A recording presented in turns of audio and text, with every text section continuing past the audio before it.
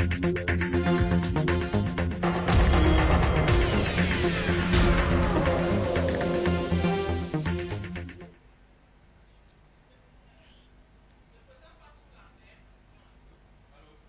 président en dernière position alors. Madame, Monsieur, bonjour et merci de nous recevoir chez vous pour cette autre édition spéciale sénatoriale 2013 au Cameroun. Pour l'instant, 4 formations politiques sur 8, le RDPC, le SDF, l'UDC et l'UNDP et 17 listes acceptées, 23 rejetées.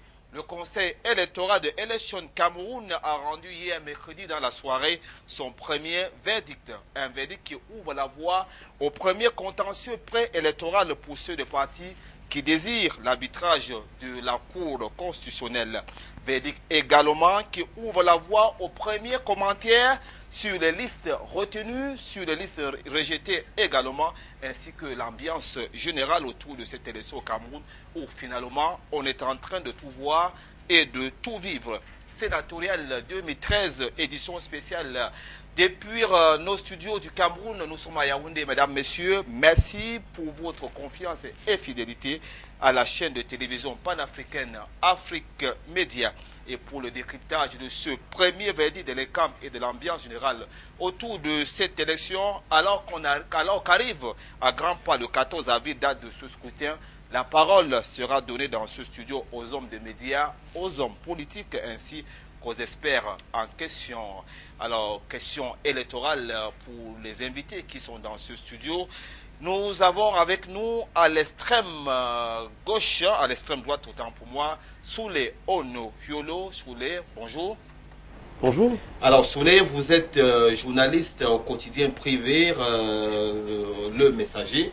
C'était un plaisir de vous avoir sur ce plateau.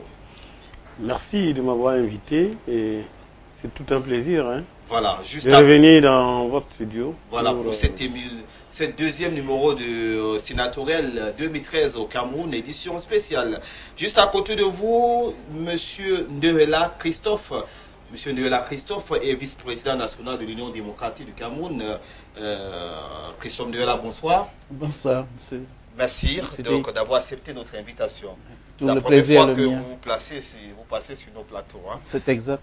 D'accord. Alors, à ma gauche, François Bikoro, activateur politique. François Bikoro, vous êtes habitué sur nos plateaux. Bonjour. Bonjour, et tout l'honneur est pour moi de toujours être invité pour apporter un éclairage sur cette autre étape qu'est en train de traverser le Cameroun en ce moment où pour la première fois de son histoire, elle est en train de mettre en place, branque-ballant, de manière peu ou prou, le premier Sénat de son histoire. Le premier Sénat de son histoire. Et ça se passe au Cameroun, mesdames, messieurs.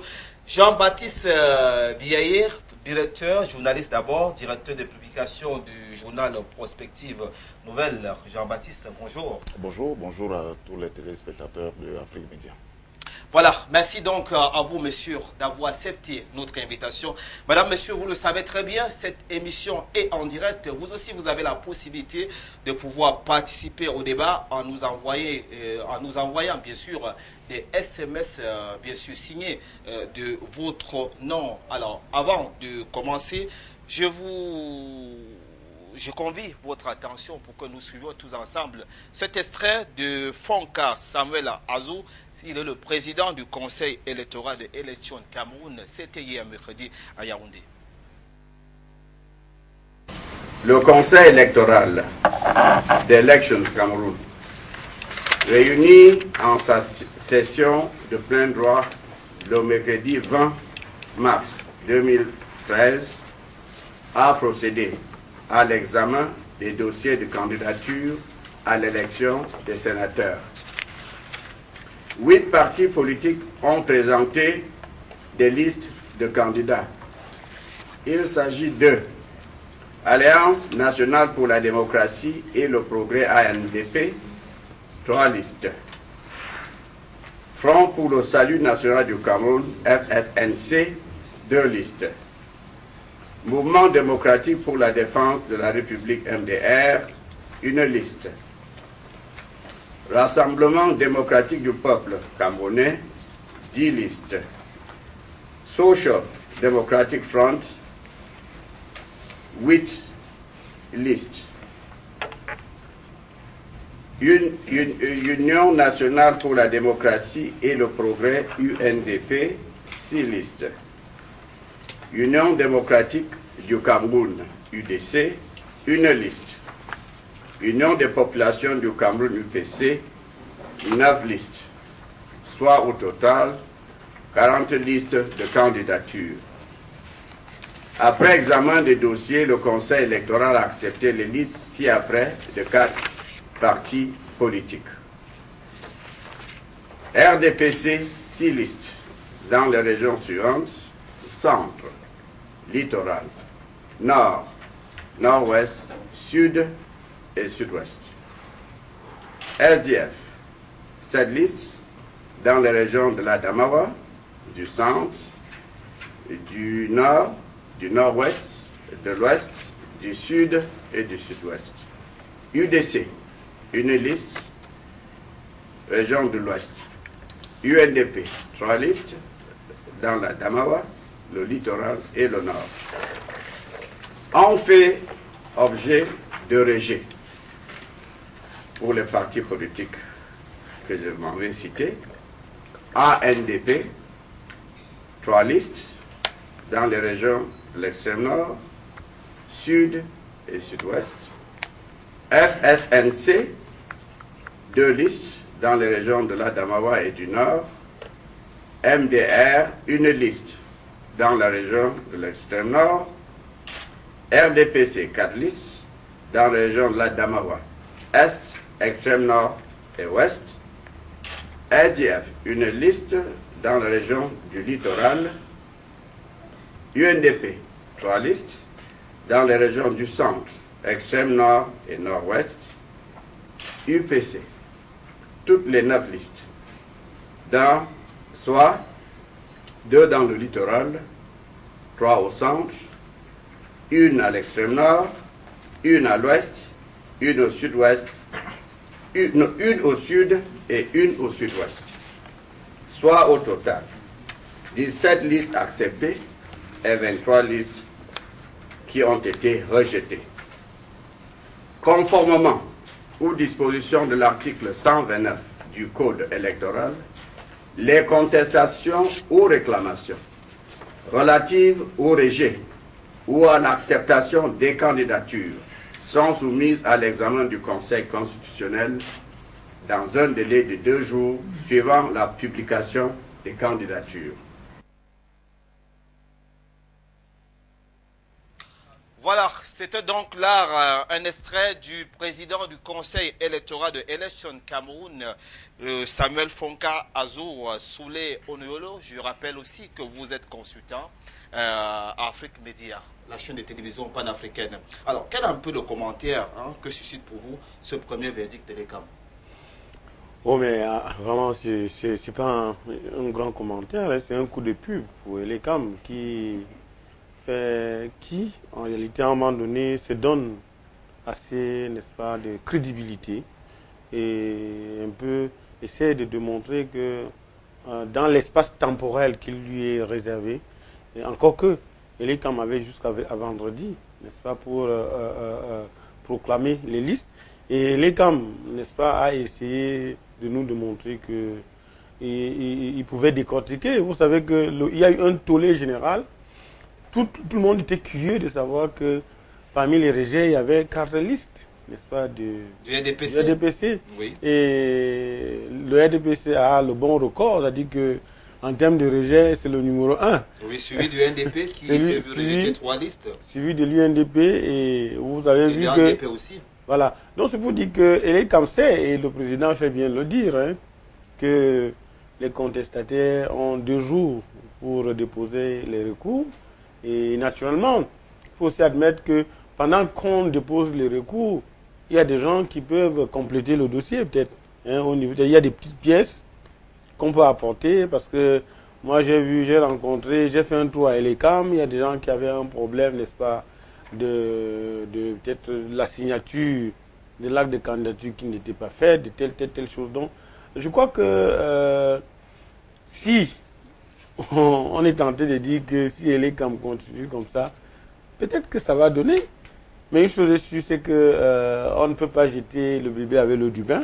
Et l'ECAM a fait un travail en le rendant public 2 jours, et en donnant 2 jours, n'est-ce pas, francs aux éventuelles personnes, aux éventuels recalés pour faire, n'est-ce pas, pour envoyer des recours, ou alors pour saisir la Cour suprême qui évolue encore jusque-là, c'est ce qui est un peu dommage, en lieu et place du Conseil constitutionnel. On pense que c'est un bon début. Espérons que ce n'est pas une comédie. Alors, espérons que ce n'est pas une comédie. Alors, je vais donner la parole à notre consultant Afrique Média qui est sur plateau, avant Jean-Baptiste Biaye. François Bicot, vous êtes également consultant avec Soleil sur ce plateau, consultant Afrique Média. Alors, quel est pour vous, sous les palais d'un coup de publicité d'élections Cameroun, l'organe en charge de l'organisation des élections au Cameroun, pour vous, quel est un peu le commentaire que vous suscite ce premier verdict d'élection de Cameroun? Il faut d'abord noter la situation dans laquelle se passe cette élection. Oui. C'est en fait un premier examen, un examen préparatoire de l'institution chargée de l'organisation des élections au Cameroun, qui, comme vous le savez, a déjà connu, je crois, 4 mutations. J'aurais dit 4 mues, de ONEL 1, ONEL 2, et les CAM 1 et les CAM 2, avec tout ce que cela comportait comme récrimination, notamment dans le sens des rôles fondamentaux qui devaient jouer, qui était un rôle consultatif, qui est devenu un rôle actif. Et maintenant, dans le sens des personnes amenées à gérer cette institution, il vous souvient que l'ensemble des membres de cette institution ressortissent entièrement du parti RDPC, dont la majorité était pratiquement des très hauts cadres de l'administration RDPC. À une certaine époque, ça posait un problème, on a fait prévaloir autre chose. Donc l'ECAM sort de là très amoindri déjà auprès de l'opinion. Il lui fallait donc profiter de cette élection qui est une élection moindre en termes de nombre de candidats, en termes de type de candidats, en termes de corps électoral. Donc vous savez très bien qu'il y a à peine 10 milliers de personnes qui vont concourir, contrairement aux 8 ou 9 millions qui l'attendent. Vous savez aussi que nous sommes dans un contexte de biométrie. Donc il fallait à tout prix que cette biométrie ait un endroit expérimental pour voir si ça peut donner quelque chose lorsqu'on va engager des élections générales. Dans ce contexte-là, je crois que Soula a parfaitement raison. Et l'ECAM ne se préoccupe pas beaucoup de l'élection.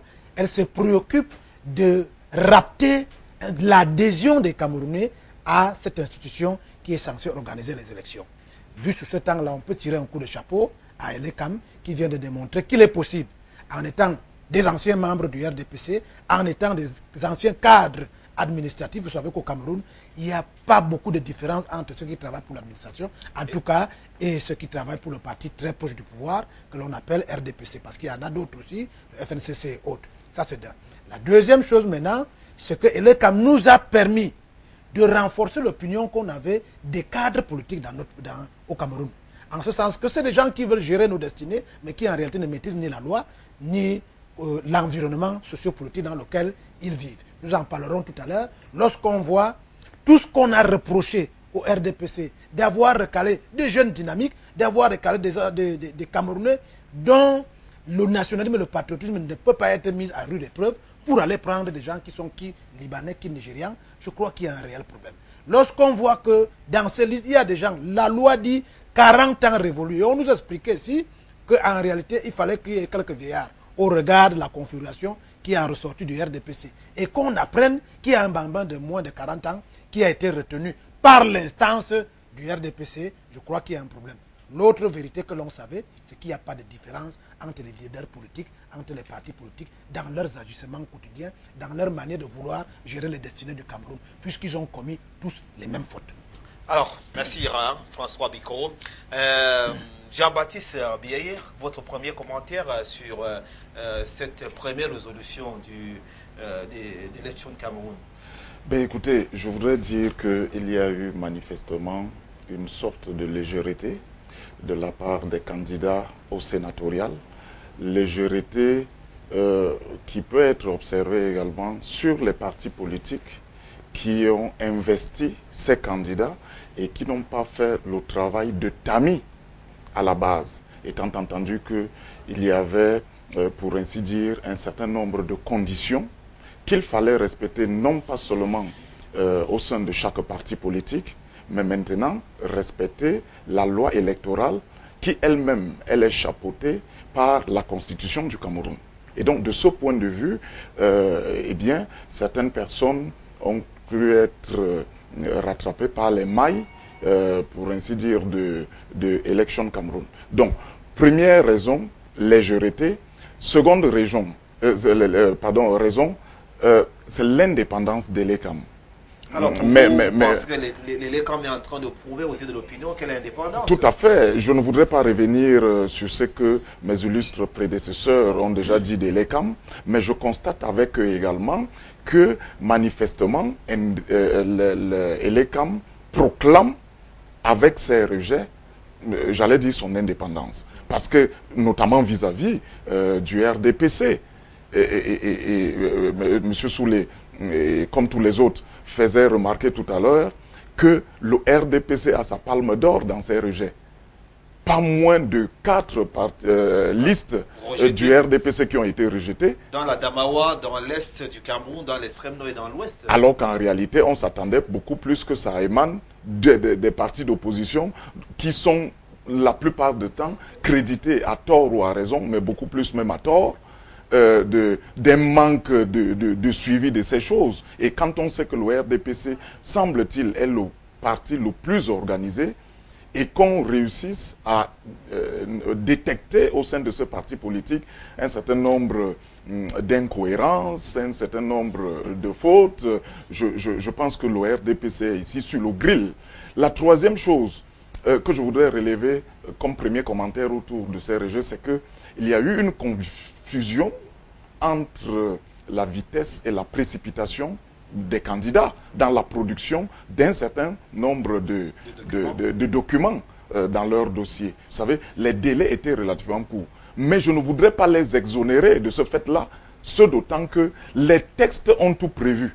Comme par exemple maintenant, on a rejeté un certain nombre de dossiers, eh bien, les candidats ont 48 heures pour pouvoir faire valoir leur grief auprès du Conseil constitutionnel qui devrait en dernier ressort statuer. Et on dit que la loi est claire là-dessus, il n'y a pas de recours après le verdict du Conseil constitutionnel. Donc les gens, au lieu de perdre le temps à faire des commentaires dans la rue, ils devraient se mettre, et je crois que c'est le cas en ce moment, n'est-ce pas, au travail. Étant entendu que chaque liste qui a été, pour ainsi dire, rejetée, contenait au moins une personne qui n'était pas en règle conformément à la loi.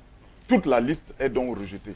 Cela revient à chaque parti politique d'extirper de la liste celui qui était fautif et de le faire remplacer par quelqu'un, dans les 48 heures qui suivent, de le faire remplacer par quelqu'un qui va donner un dossier complet. Et donc, de ce point de vue, il est possible que certaines listes soient réhabilitées par le Conseil constitutionnel. Parce que les conditions d'éligibilité et d'incompatibilité contenues dans le code électoral disent clairement, en article 20, que les candidats à la fonction de sénateur ainsi que les personnalités nommées à la dite fonction doivent avoir 40 ans révolus. Et François le faisait remarquer tout à l'heure, à la date de l'élection. Ils doivent être des citoyens d'origine et justifiés d'une résidence effective sur le territoire de la région. Prenez pour référentiel les rejets concernant notamment nos amis du RDPC. Vous vous rendrez compte que à l'Est, par exemple, il y a un candidat, M. Bélékou, lui aimé, pour ne pas le nommer, il est né le 24 mai 1974. Alors qu'en réalité, l'article dit 40 ans révolus. Vous êtes né en 1974 et vous êtes candidat. Comment est-ce que on a pu laisser... Voilà. Comment au RDPC, on n'a pas pu se rendre compte de ce fait? Les vrais candidats, les bons militants. Alors, vous prenez l'extrême nord où la liste du RDPC a également été annulée. Vous avez le candidat Faisal Moula, qui n'est pas de nationalité camerounaise. Ça veut dire que quoi? Que le RDPC met dans ses listes des étrangers. Ce n'est pas sérieux. Ce n'est pas du tout sérieux. Et donc, je pense que vous prenez l'Ouest par exemple. Vous prenez l'Ouest, vous avez quelqu'un, un candidat qui s'appelle Akwalefo Bernadette Diodo, c'est une dame. Elle a présenté un bulletin numéro 3 de l'extrait du casier judiciaire délivré par la police. Mais soyons sérieux. Par un commissaire de police. Non, soyons sérieux. Donc, je pense que... Ça, c'est curieux. De toute façon, on parlera. Nous allons parler de la curiosité, des curiosités autour de cette élection, les sénatoriales 2013 au Cameroun. Parole à présent à Christophe Deula. Alors, Christophe Deula, est-ce qu'on peut dire, on est là, on se retrouve avec 23 listes rejetées, avec 17 seulement retenus par Election Cameroun. Est-ce qu'on peut dire que c'est le cafouillage qui a un peu entouré l'organisation de cette élection qui peut justifier ce fort rejet des listes des partis politiques?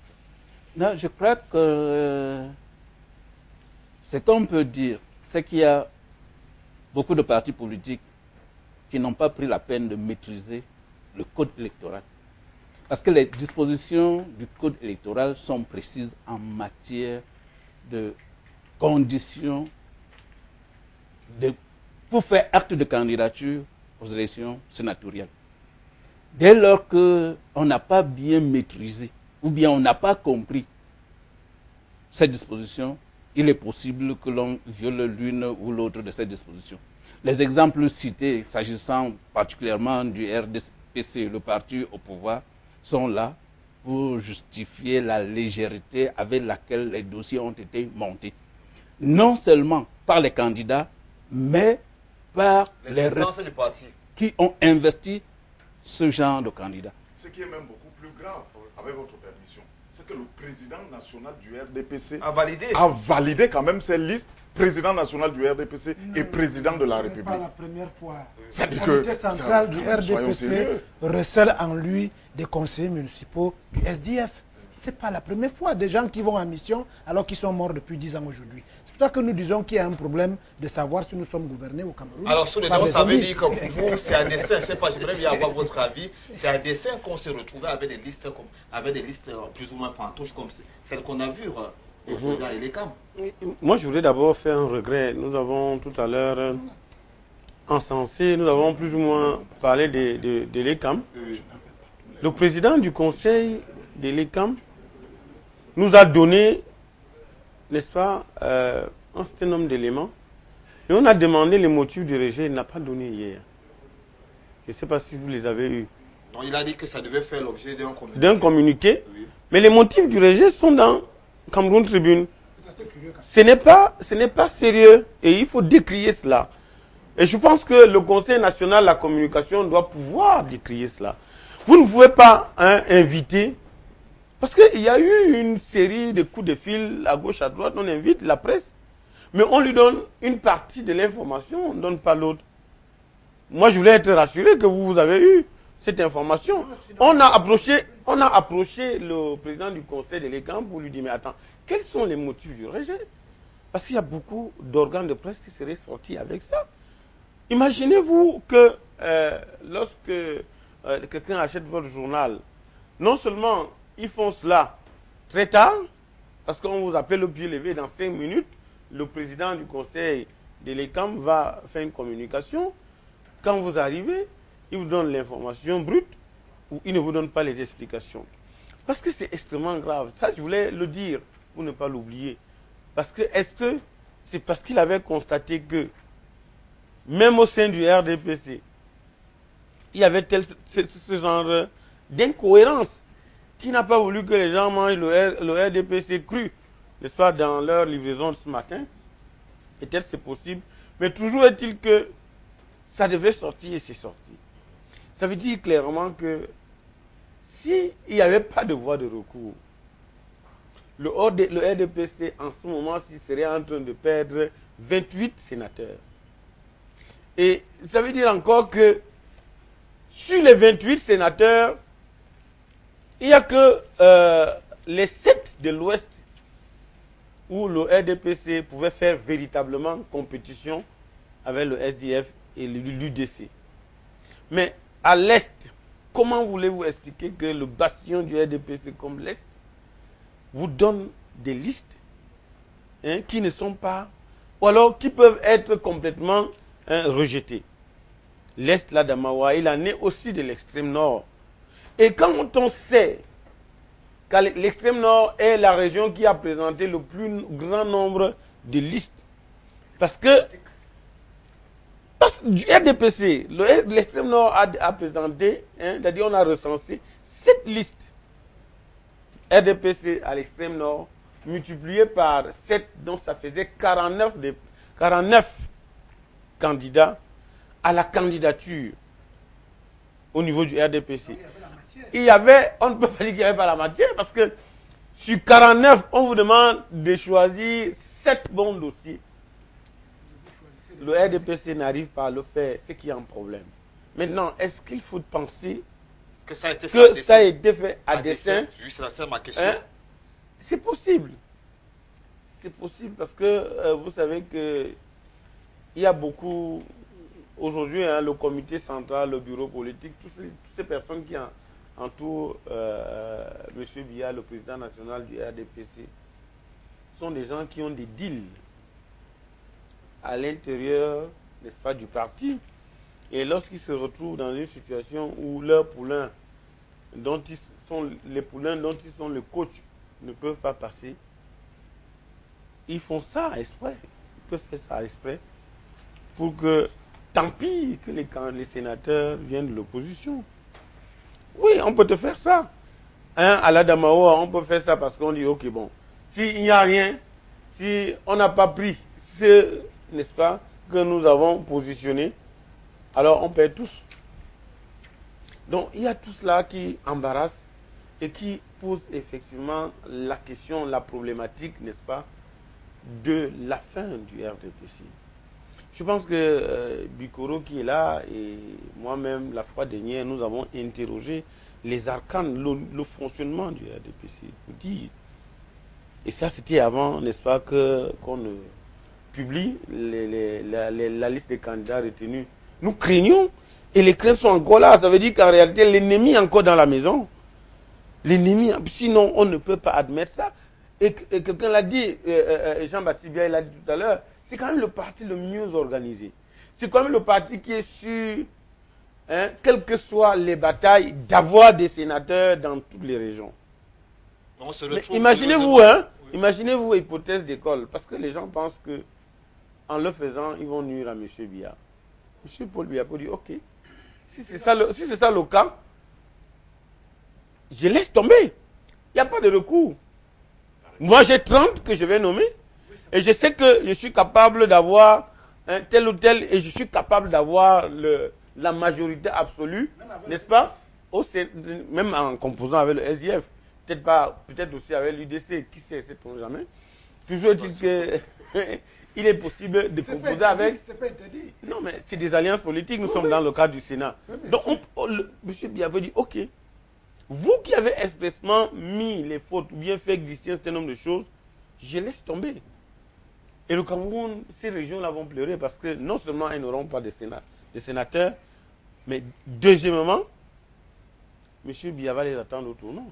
Jean-Baptiste, oui. Monsieur Soulé, vous ne croyez pas si bien dire. L'affaire est si grave que si on rentre maintenant dans l'analyse et la psychanalyse de chaque liste, vous vous rendrez compte que le problème est sérieux et très grave. Prenons un cas de figure. C'est la région de l'Est. Oui. La liste du RDPC est pour l'instant, parce que monsieur le candidat Belekou Louis-Marie, qui est né en 1974, n'a pas rempli cette condition d'âge, la liste de l'Est du RDPC est pour ainsi dire disqualifiée. Or, dans la liste de l'Est, voilà, la liste de l'Est, vous le savez très bien, comporte pas moins de 3 anciens ministres. Vous avez Saleh, vous avez Charles Saleh, vous avez Benjamin Amama, vous avez Benjamin Amama qui a dirigé l'ENAM, quand même. Directeur de l'ENAM, ministre de la République. Et comme ça, et c'est dans cette liste qui est disqualifiée. Vous voyez que le problème est grave. Prenez l'Ouest. À l'Ouest, la tête de liste du RDPC, c'est Xavier Ngoubeyou. ancien ministre des Relations extérieures, ancien ministre des Sports, ambassadeur de renommée Bon, bien sûr, internationale. le nom se retrouve aussi dans une affaire de 72. Voilà. Ça, on peut oublier ça. Et c'est dans cette liste que se trouve un monsieur, ou une dame plutôt, qui a présenté un extrait de casier Signé judiciaire d'un officier de police. signé d'un Et officier il de faut bien police. préciser que c'est la région d'origine du secrétaire général, du comité central, du Rassemblement Démocratique démocratique du peuple camerounais. Et on Si a c'est aussi au laboratoire- on a sur la liste de RDPC de ne pas être assez représentative aussi. Hein. Bon, laissons ça, ce n'est Laissons pas grave. ça, Peut-être qu'il n'y a mais pas assez de femmes, voilà, il n'y a pas assez de femmes à faire de bamoun, assez de tout là. Ça, c'est rien. Contentons-nous Restons au niveau de la loi. de la loi. Alors, lorsque vous, je suis toujours à l'ouest. Et c'est les gens qui Lorsque gèrent vous- le pays. Lorsque vous prenez donc la liste de l'ouest du RDPC, qui avait pour tête de liste M. Ngoubeyou, et vous comparez à la liste du SDF dans la région de l'ouest, qui est par contre passée, et vous retrouvez dans cette liste de l'ouest, Les femmes. le titulaire de cette liste du SDF à l'ouest, monsieur est un planteur. Oui.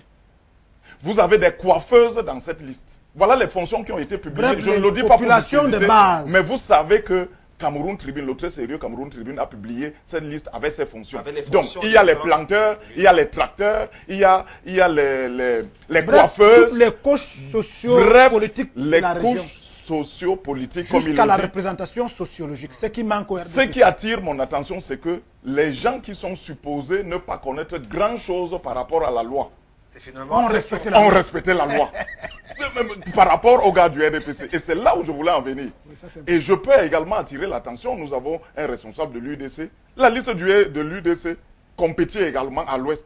Elle est passée. Elle est passée. Elle est passée. Alors l'affaire est sérieuse.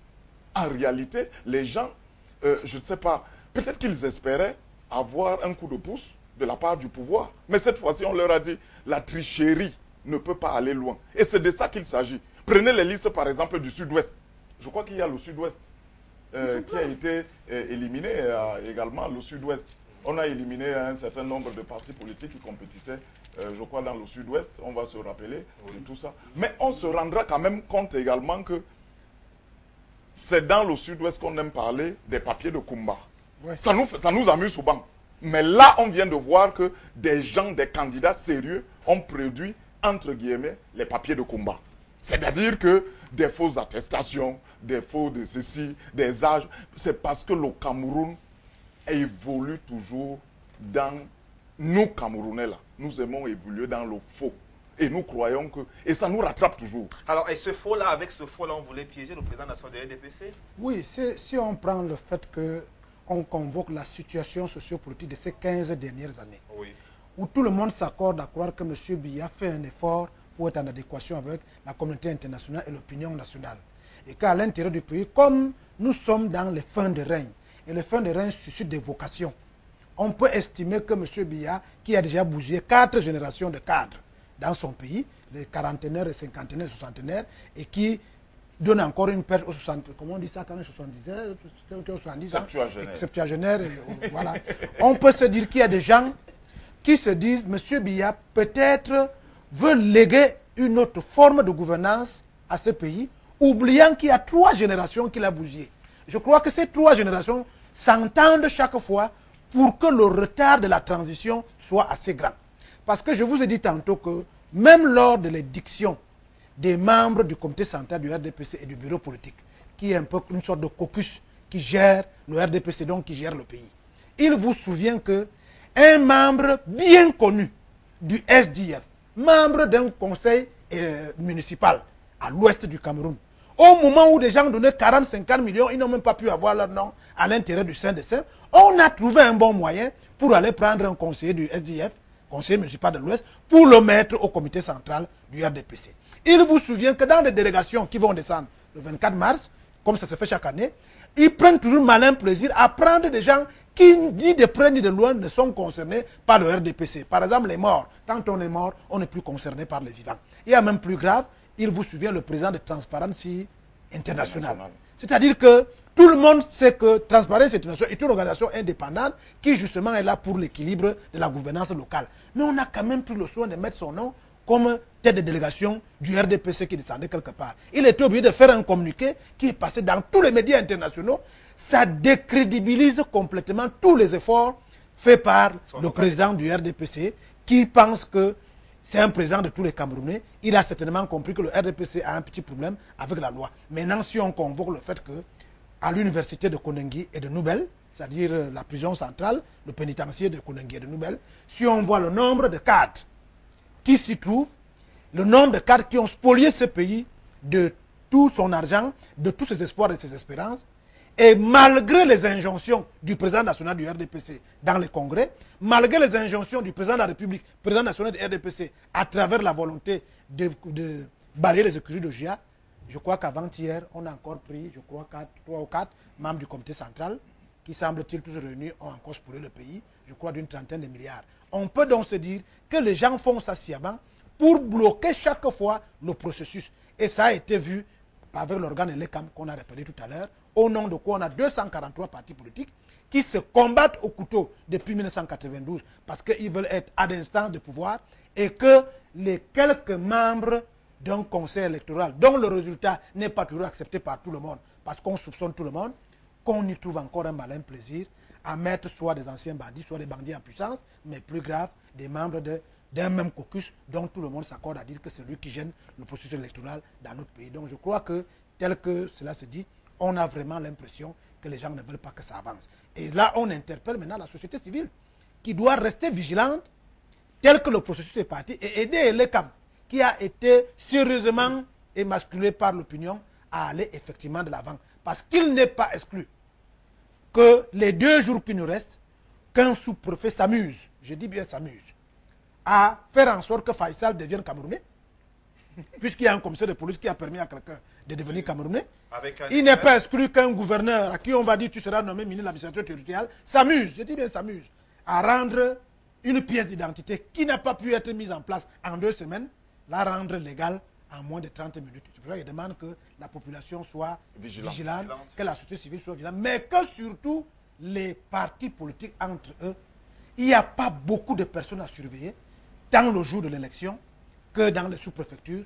Je crois que l'UDC, la chance qu'on a, c'est que chacun est concerné, vraiment qu'il se surveille, parce que c'est une honte qu'on vous demande juste 10 petites listes et qu'on renvoie 4 listes alors que vous aviez 144 listes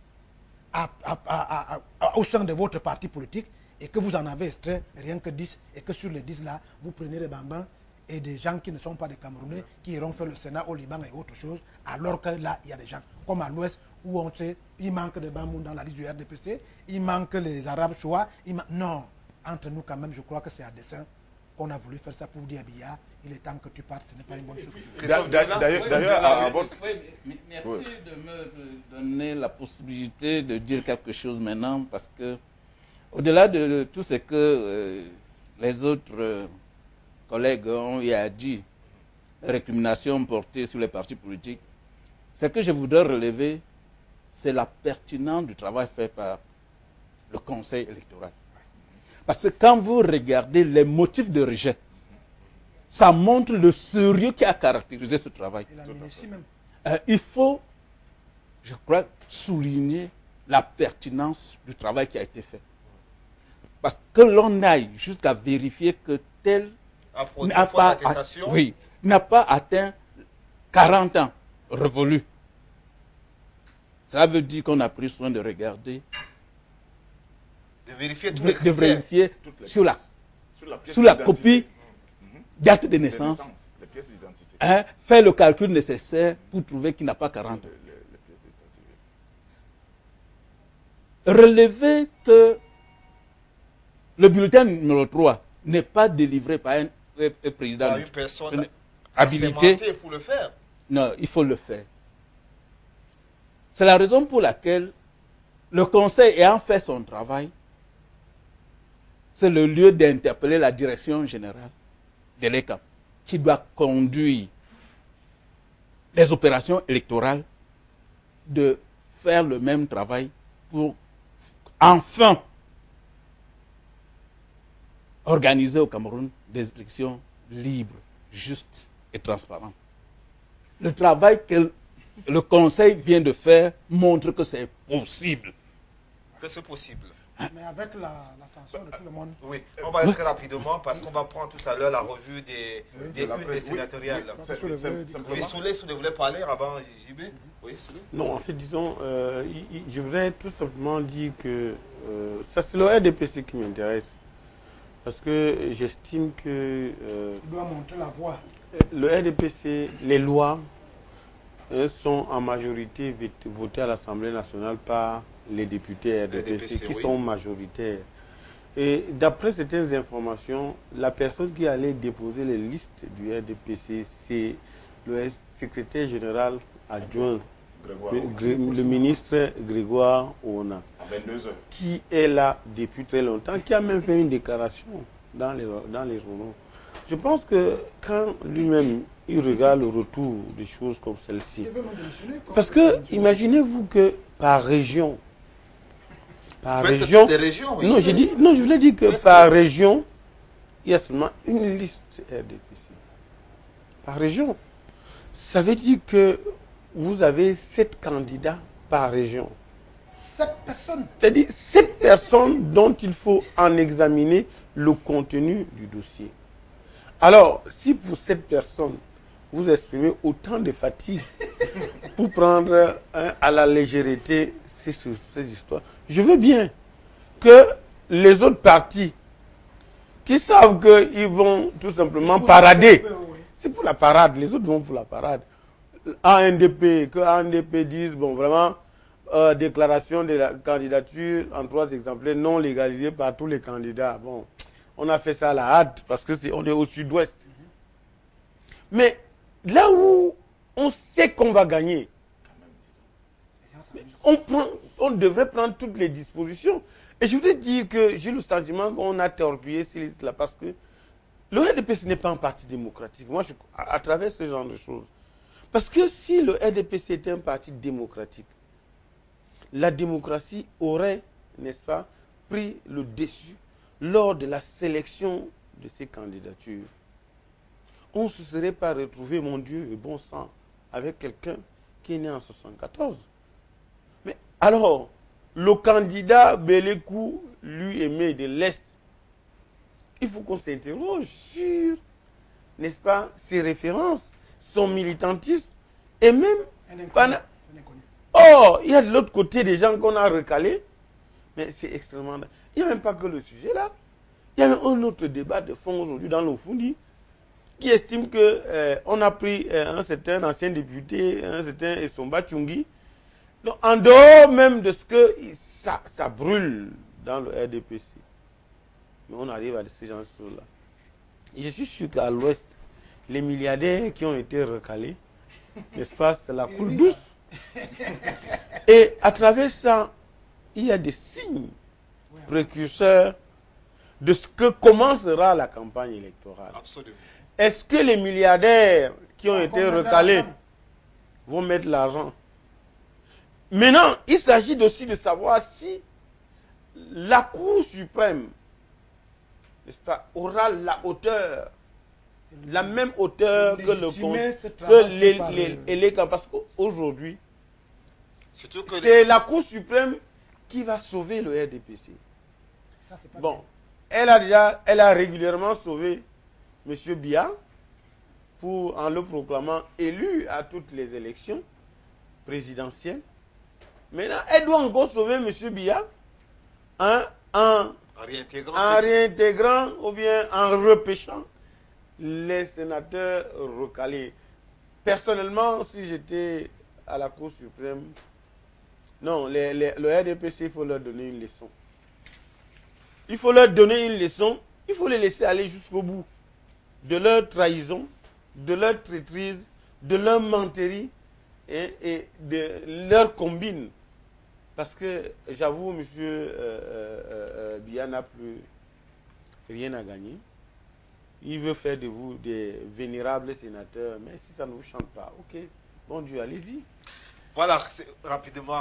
Jean-Baptiste. D'abord pour dire que même la presse, François Bikoro a dit tout à l'heure que les partis politiques doivent veiller à ce que les noms des gens qui ont été, pour ainsi dire, à l'origine Oui. de rejet ne refasse plus partie, eh bien, je voudrais dire à la suite de ce propos que même la presse devrait veiller. Parce que les gens comme les Faissel et tout ça ne doivent plus en réalité être réhabilités dans les listes.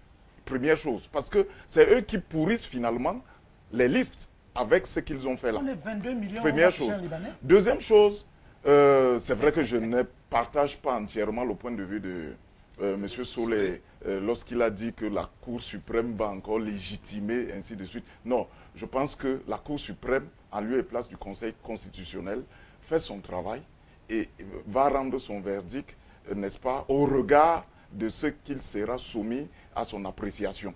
Donc, je ne peux pas de manière péremptoire dire que la Cour suprême va légaliser le RDP ou je ne sais pas. Vraiment, moi, je ne peux pas. Ouais, très bien. J'ai peut-être... Nous prenons le cas de Koupa. Un monsieur veut être sénateur. Les sénateurs dans tous les pays, c'est des gens qui jouissent d'une certaine aura, tant au plan légal que légitime, dans la légitimation. Ça veut dire que ce n'est pas un voleur, ce n'est pas quelqu'un qui a des soupçons de prévarication. Vous ne présentez pas un certificat d'imposition.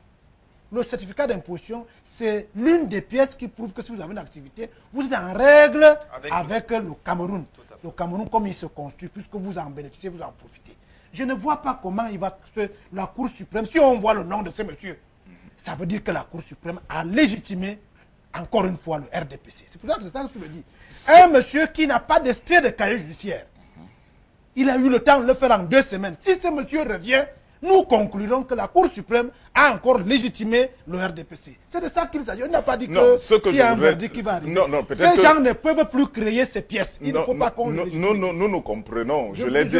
Voilà, je l'ai dit. Mais ce que je voudrais conclure en disant que la Cour suprême, en lieu et place du Conseil constitutionnel, va dire le droit. Oui, simplement ça. Et c'est ce droit-là qui est attendu, Jean-Baptiste. Ce que je voudrais dire de manière globale maintenant, c'est que, vous savez, ce qui est arrivé dans ces rejets de liste est un peu comme ce qui est arrivé lorsque on avait lancé le recrutement de 25 000 emplois. Oui. En réalité, c'est un problème, j'allais dire, de recherche d'emploi dans ce pays.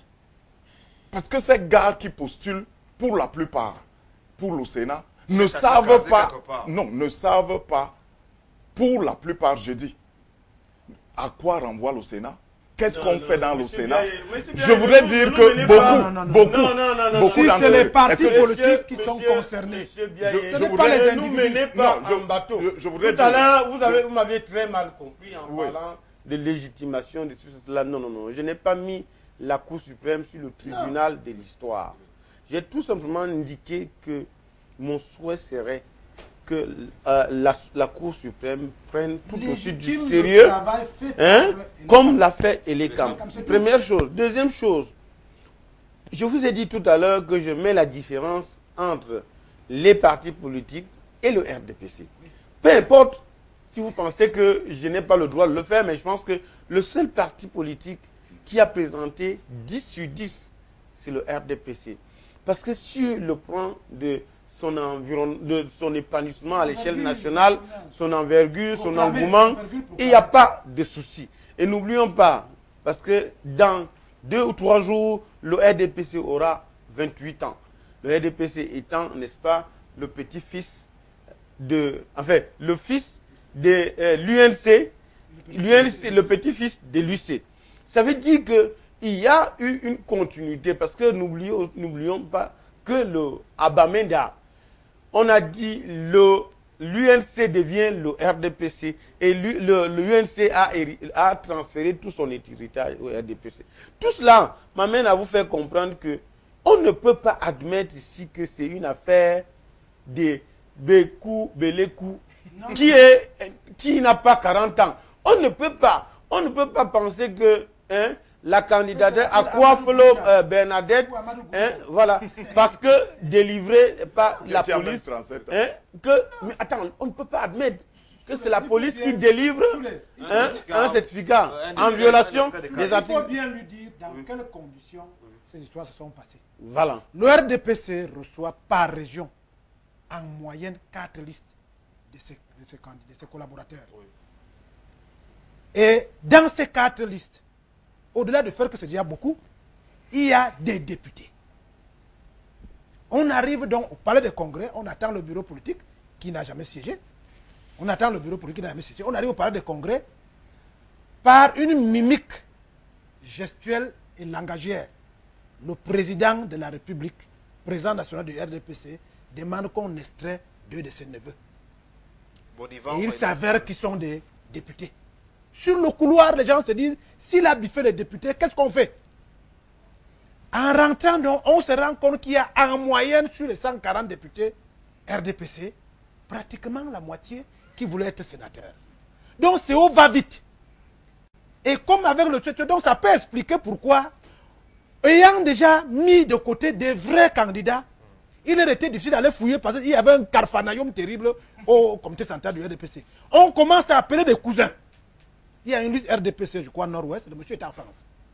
On l'a remplacé par un autre qui est là, à Yaoundé, là, qui squatte là depuis un grand homme d'affaires, qui ne sait pas ce qu'il doit faire. Son nom était dans la liste quand il venait à Yaoundé. Donc ça peut expliquer que chacun dans les habitudes de la République s'est dit, comme avec les 25 000 dont tu faisais allusion tout à l'heure, c'est l'occasion de mettre un cousin, c'est l'occasion de mettre truc, et tu, on dit fais vite arrive, parce qu'il y a même des gens qui n'ont pas de déclaration de candidature. Comment veux-tu être candidat sans avoir de déclaration de candidature? Des gens n'ont pas des pièces qui ne demandent même pas qu'on donne 100 francs.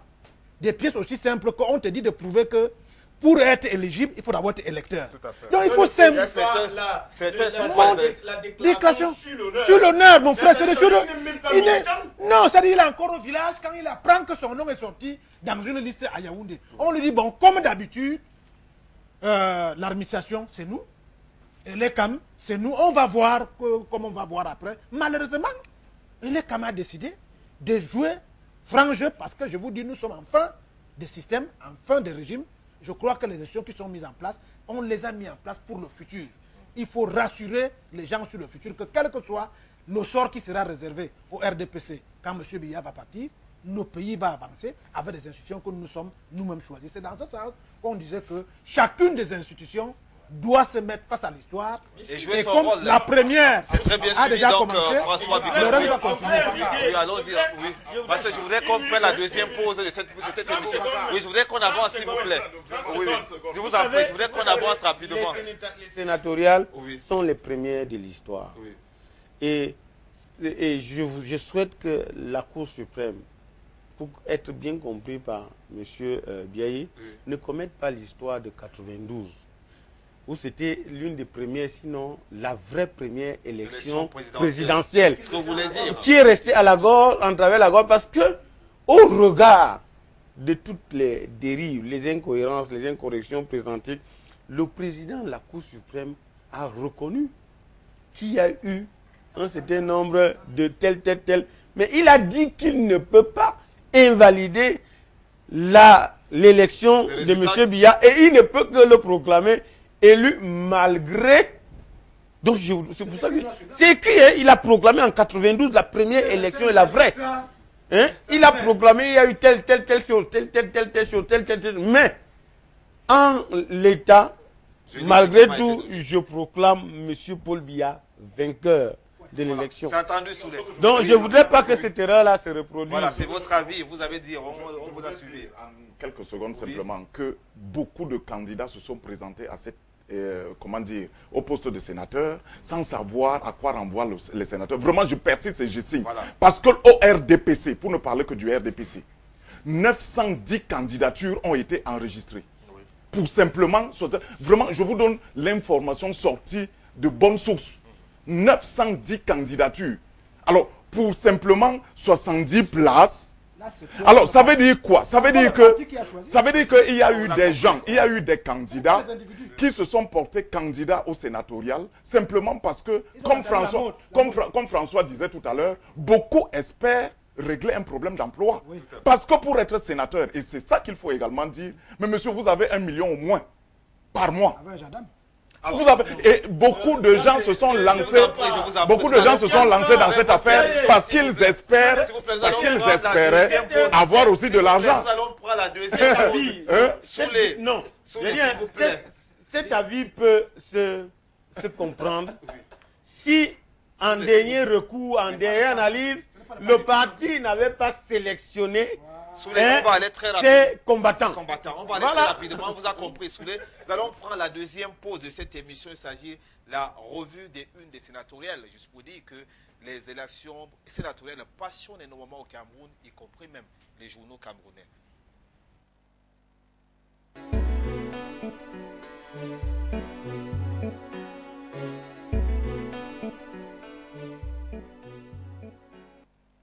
Mesdames, Messieurs, bonjour. L'annonce a été faite le 28 février 2013 par Cameroun Tribune, celle selon laquelle les élections sénatoriales auront lieu le 14 avril 2013. Une décision prise par le chef de l'État et qui s'est matérialisée par la signature des décrets portant convocation et prise en charge du Conseil électoral. La réponse des partis politiques ne se fait pas attendre. The Guardian Post annonce le 6 mars 2013 que le Social Democratic Front appelle Paul Biya à un dialogue avec John Froundi afin d'éviter une éventuelle guerre dans le pays. Le SDF menace ici de mettre le pays à feu et à sang si le chef de l'État persiste à organiser les sénatoriales avant les législatives et les municipales. Quant aux autres partis de l'opposition, Cameroun Tribune annonce un engouement certain de leur part. Dans cette édition parue le 5 mars 2013, l'UNDP, l'ANDP et l'UPC ont déjà confirmé leur présence dans la course au Sénat. Mais le SDF n'ira pas jusqu'au bout de ses menaces puisque de Son relève le 11 mars 2013 que Froundi laisse tomber les machettes et s'engage au sénatorial. Et Cameroun Tribune de conclure qu'ils sont désormais tous partants, les partis politiques susceptibles de disputer des places au Sénat. Aurore Plus pour sa part parle d'un bras de fer qui vient d'être gagné par Paul Biya puisqu'il a réussi à neutraliser Froundi et Ndamjoya. Mais si les partis d'opposition sont dans une posture inconfortable, celle du RDPC est loin d'être meilleure. La nouvelle expression annonce des turbulences et du cafouillage au sein du parti de la Flamme. Des troubles qui permettent au journal Le Messager de choisir comme titre RDPC contre RDPC, soulignant que les batailles rangées entre les barons du parti au pouvoir sont désormais ouvertes. La guerre des candidatures au RDPC, pour emprunter les mots utilisés par le quotidien L'Actu, parution du lundi 11 mars 2013. La réaction du président national du RDPC ne se fait pas attendre cependant. Mutation annonce que les députés et les maires du parti de la Flamme ont été disqualifiés des sénatoriales. Paul Biya envisage également, selon le quotidien de Xavier Messé, d'invalider les dossiers des délinquants fiscaux, des insolvables et des clients de l'opération Épervier. Une autre réaction est également révélée par le journal The Post qui relaie des propos de Zachary Pérévet à l'intention des candidats du Rassemblement démocratique du peuple camerounais. Des propos selon lesquels le Sénat n'est pas une maison de retraite. Le jour de vérité intervient par ailleurs selon Cameroun Tribune le 14 mars 2013 lorsque les différents partis en course au sénatorial sont appelés à déposer leur dossier de candidature à Elecam. Des listes parmi lesquelles le journal L'Action révèle dans ce numéro celle des candidats du RDPC. Le parti est représenté dans toutes les 10 régions du pays avec 7 titulaires et 7 suppléants par région. Des candidats parmi lesquels l'on ne voit le nom du président actuel de l'Assemblée nationale puisque le quotidien Le Jour rappelle que Paul Biya a rejeté la candidature de Kavaï Yégué Djibril. L'épreuve de la sélection est donc désormais bravée, place à présent au suspense. Un suspense que Cameroun Tribune annonce long et dur puisqu'il s'agit dorénavant d'attendre la proclamation définitive des candidats au sénatorial par Elecam, cette institution qui procède en ce moment même à l'examen des différentes listes proposées par les 8 partis politiques en course pour la Chambre haute du Parlement.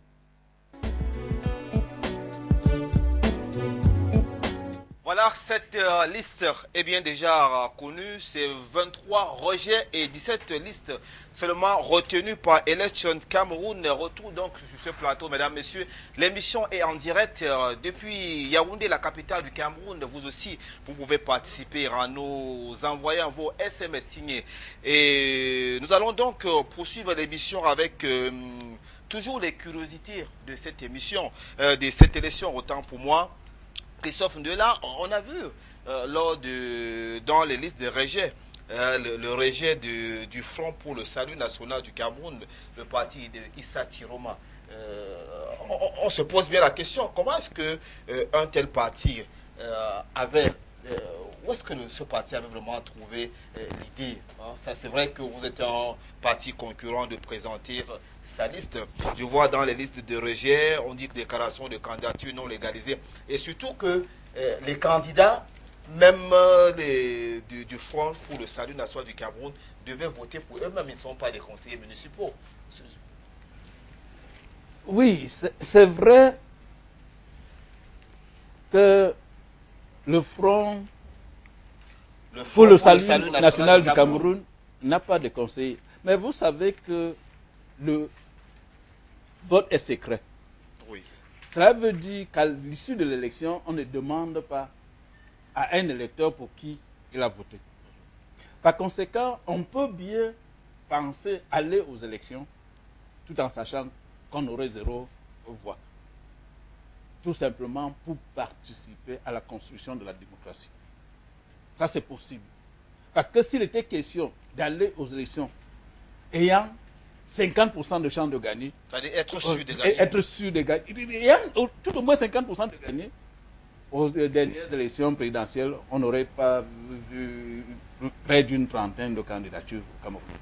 Parce que beaucoup, n'ayant même pas un conseiller municipal, savaient que tous ces électeurs ne pouvaient pas faire le plein d'une cabine téléphonique pour emprunter à un terme utilisé à belle lurette par un politicien camerounais.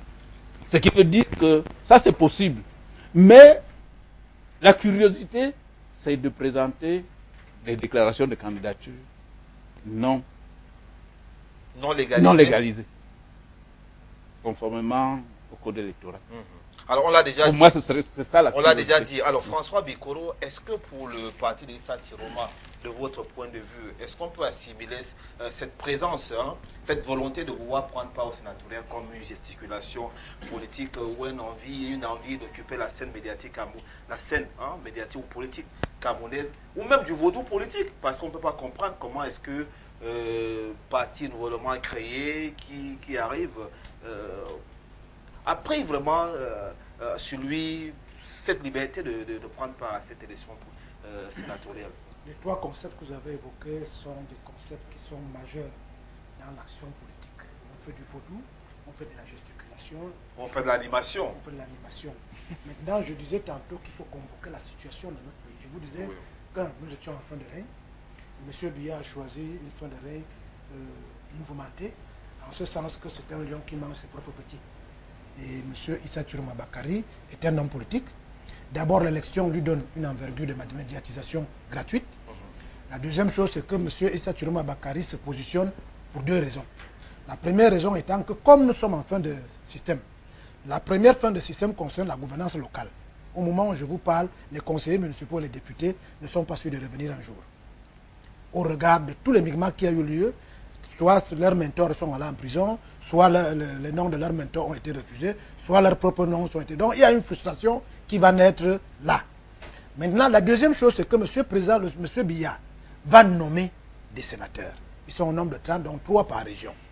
Il est évident que le RDPC sera présent dans toutes les régions. Donc il reste à M. Biya non seulement de compléter la liste au sein du RDPC, ce qui va encore attirer le courroux de l'opinion, parce que s'il a peur que M. Biya s'en sort avec 70 députés, je le lui souhaite, 70 sénateurs, c'est-à-dire qu'il a gagné 100% dans tout le truc, il est évident que les 30 sénateurs qui restent seront pris soit dans la société civile, soit dans la société politique. Et la société politique qui sera privilégiée, ce qui est préférentiel, est celle qui a émis la volonté d'avoir des sénateurs. Dans ce deuxième cas de figure, M. Issa Tiroma Bakary étant un co-chambrier au RDPC et à Paul Biya, en ce sens qu'ils ont la même gouvernance, ils gèrent ensemble le pays, donc ils sont dans la même situation de pouvoir, parce qu'ils ont signé un contrat de gouvernance, même par solidarité, pour avoir plongé avec moi, et lorsque je ressors, je crois que je vous tiens quand même par la main. Donc il est possible que M. Biya nomme un sénateur, parmi les 30 qu'il a, dont un parmi les partis politiques qui ont émis le vœu d'avoir des sénateurs, de 2 préférentiellement parmi les partis politiques qui ressortent de son courant géopolitique, c'est-à-dire la majorité présidentielle. Là, c'est possible. Juste sous cet angle-là, on peut se dire que M. Issa Tiroma Bakary ne faisait pas de vaudou. Mais au-delà de ça, maintenant il y a la situation spécifique de la région dans laquelle il spécule. Vous savez très bien qu'après cela, il y aura l'élection législative, l'élection municipale. Et en politique, tout est gain. Même l'échec est un gain. En ce sens qu'on retient quand même que si vous expliquez bien votre échec, on peut se dire, donnons-lui la chance pour la prochaine fois. Si vous étiez en concurrent avec votre frère, on peut dire, comme le frère a déjà pris, donnez aussi à l'autre. Et vous savez très bien que pour la région du Grand Nord, il y a une gestion politique jusqu'à la dernière minute, avec le cas que nous allons certainement évoquer tout à l'heure, du président de l'Assemblée nationale, qui était co-gouvernant, qui tient le gouvernement avec M. Biya, et qui estimait qu'il vaut mieux qu'il aille attendre que M. Biya certainement meure, ou je ne sais pas quoi, là, pour qu'il le remplace pendant 60 jours. Donc tout cet environnement politique concourt à ce qui est un petit vide politique dans la région du Grand Nord. Et la nature ayant horreur du vide, M. Issa Chiroma, depuis pratiquement 3 ans aujourd'hui, travaille dans le sens que le RDPC peut mourir du fait de la guerre RDPC. Le RDPC a intérêt à ce que celui qui l'a défendu pendant ce mandat-ci ne meure pas, ce qui veut dire qu'on va lui donner une petite place. Bref, il y a tous ces calculs qui se mettent en place, qui peuvent être évoqués pour le cas de l'ANDP aussi et pour les autres partis politiques. Mais le FNCC ayant ce particulier qui n'a même pas une once de conseiller municipal, c'est dans ce sens que je pense qu'il a dû se dire qu'en politique, il faut être proactif, il faut se jeter à l'eau, on ne sait jamais. Allez. Et avec les différentes listes qui sont en train de mourir d'elles-mêmes là, oui. Il est évident que si les listes du RDPC du Grand Nord ne reviennent pas à la Cour constitutionnelle, il faudrait bien qu'on vote des sénateurs, et ça peut être seulement celle dont on n'a pas renvoyé. Alors Jean-Baptiste Biaye, de votre point de vue, même avec cette sortie manquée du parti de Issa Chiroma Bakary, est-ce que vous avez l'impression que le parti reste toujours dans le jeu? Écoutez, la politique... Du fait de son rapprochement avec le RDPC. J'ai souvent coutume de dire que la politique a ses raisons que parfois la raison ignore. Donc, François vient de faire un très bon développement parce que toutes les hypothèses en politique sont permises. Hein. C'est vrai que ce n'est pas parce que M. Issa Chiroma et son parti n'ont pas de conseillers qui ne peuvent pas se présenter à une élection. D'ailleurs, sur le plan légal, rien ne l'interdit. Rien ne l'interdit. Première chose. Deuxième chose, bon, peut-être qu'on va réhabiliter, en estimant qu'on va les réhabiliter, puisque les 2 listes que l'OFSNC a présentées dans la Damawa au Nord ont été rejetées.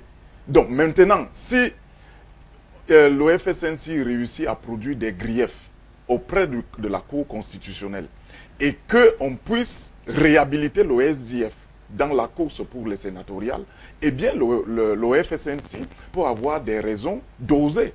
Oser simplement parce que ils vont aller faire la campagne auprès des conseillers municipaux du RDPC. Il vous l'a dit tout à l'heure.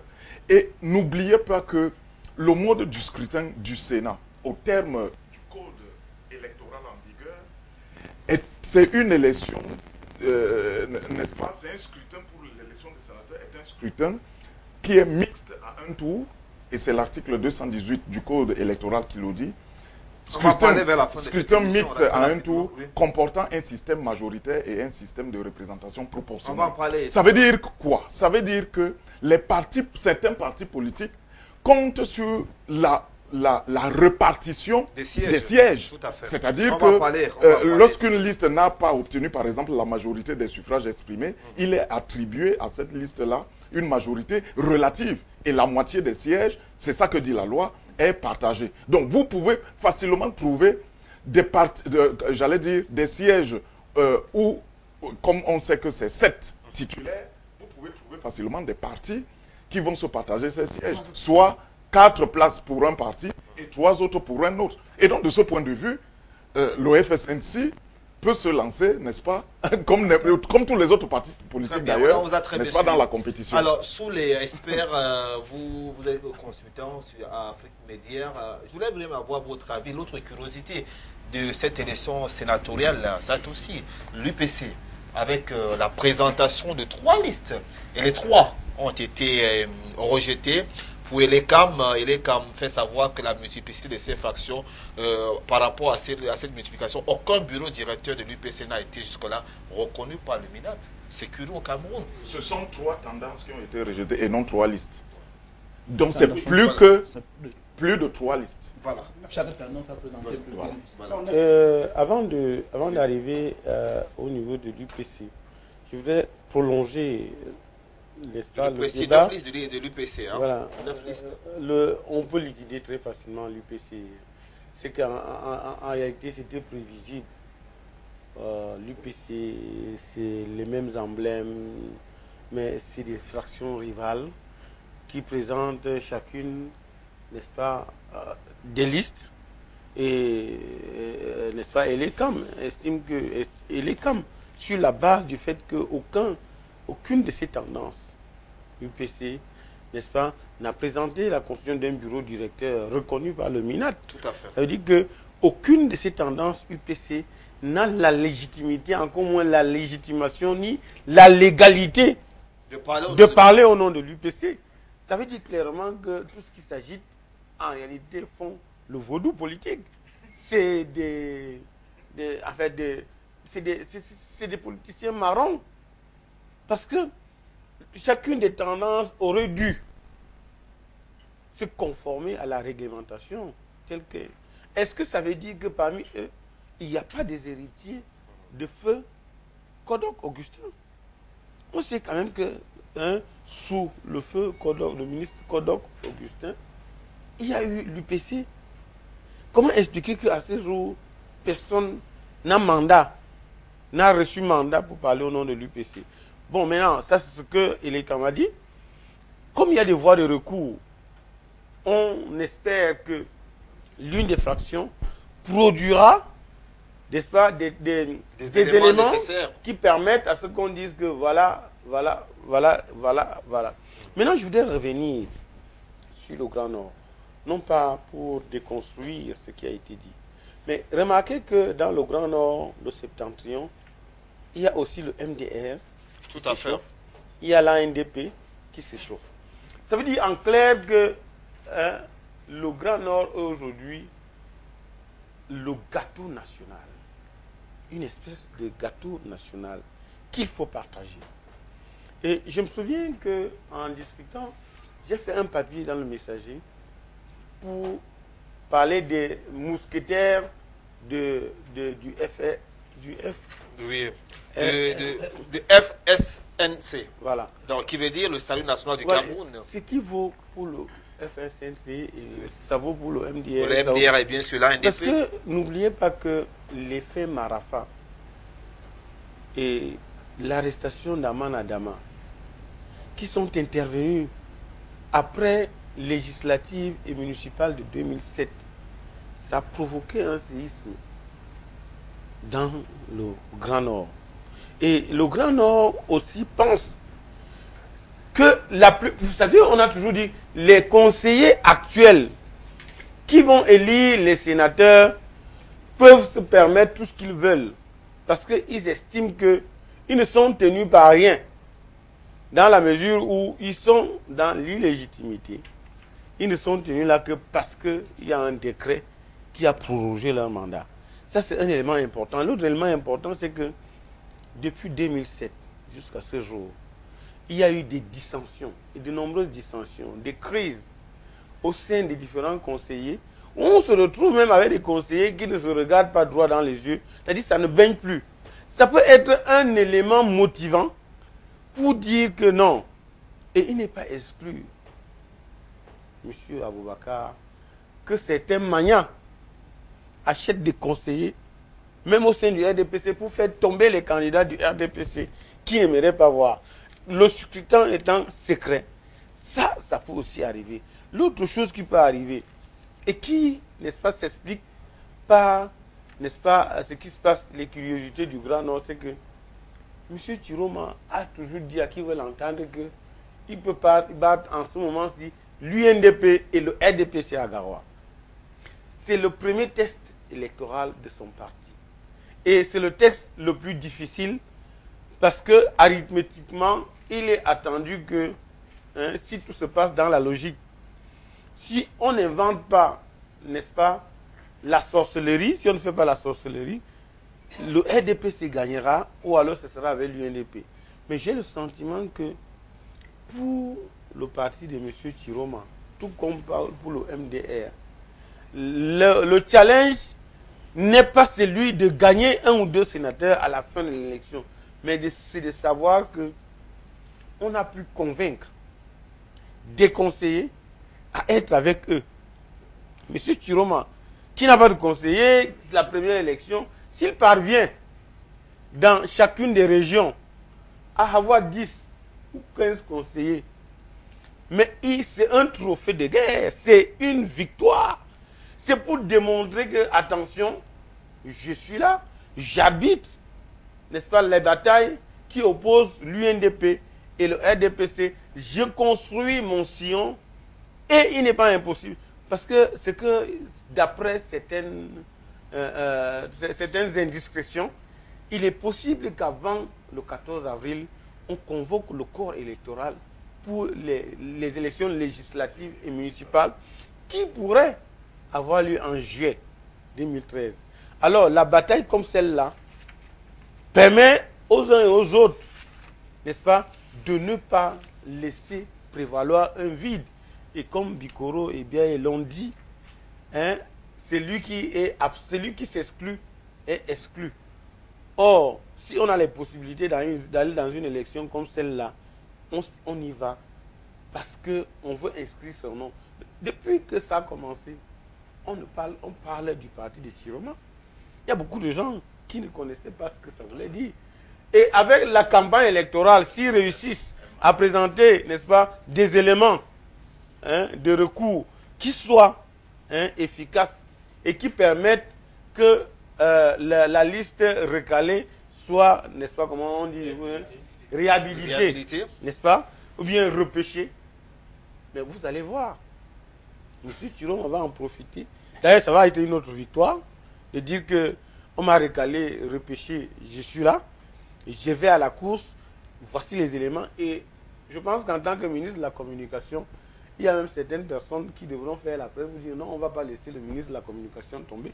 Voilà autant de choses, autant d'éléments qui font que M. Chiroma aille à la bataille. Et j'ai le sentiment que le MDR et l'ANDP réfléchissent de la même façon, parce que lorsque va venir le moment de redistribuer les cartes, si M. Biya se rend compte que ce soit au nord, à la Damawa, que les voix du RDPC ne sont pas totales.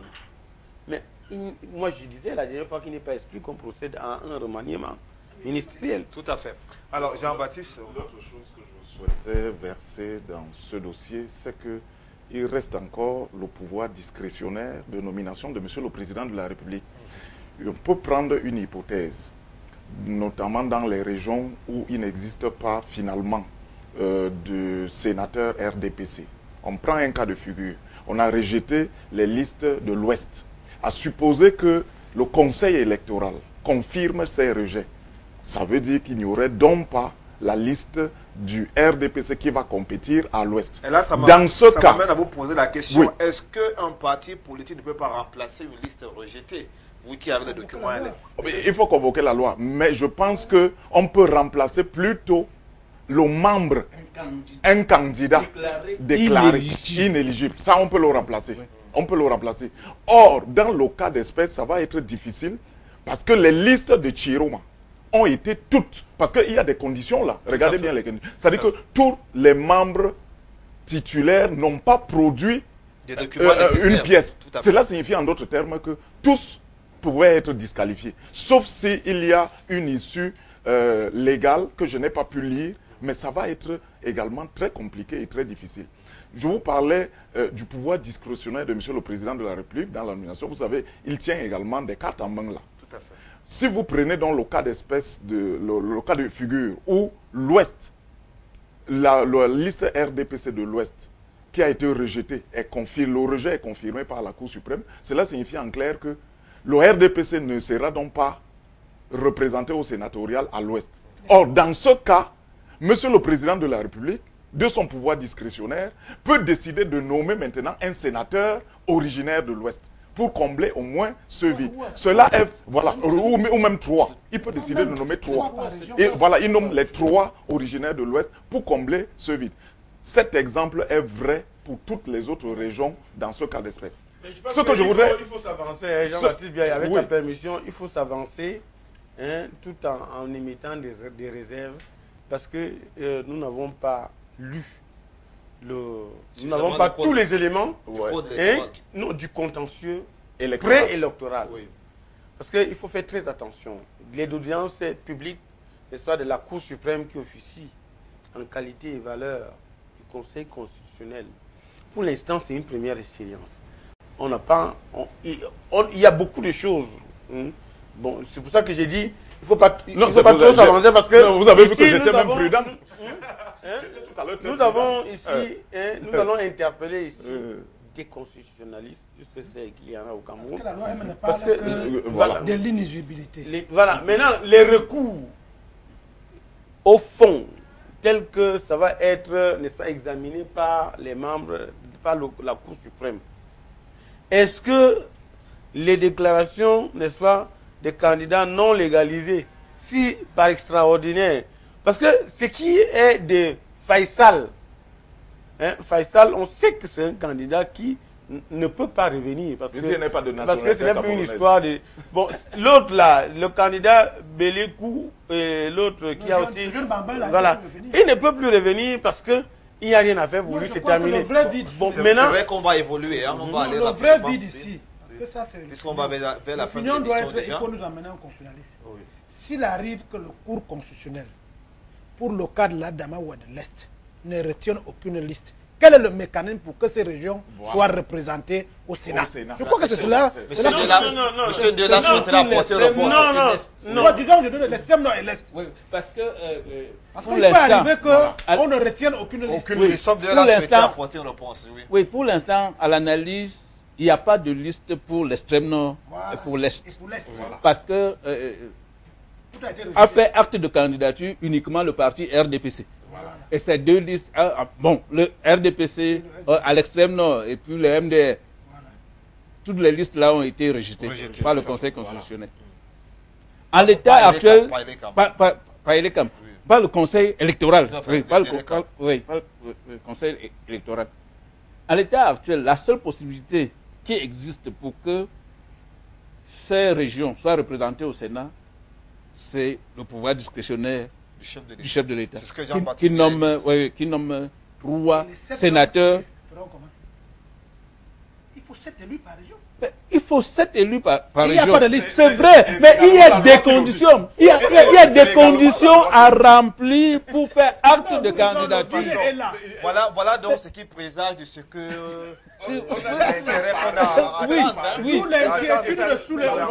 d'attendre, de voir ce qui va se passer. Dans le souci de vouloir à tout prix avoir les 7 élus, nous avons donc peur que les institutions qui concourent à l'élection de nos représentants soient obligés de, je ne veux pas prononcer le mot parce qu'il n'est pas bon pour la loi, mais de refaire quelque chose, l'essentiel étant que les 7 élus soient représentés. Parce que la loi n'est pas assez claire dans le cas où aucune région ne se retrouve avec une liste admise. En tout cas, on va voir ce qui va se passer. Oui, alors, rapidement, parce qu'on va prendre une autre pause très rapidement. Oui. Monsieur, avec la matière.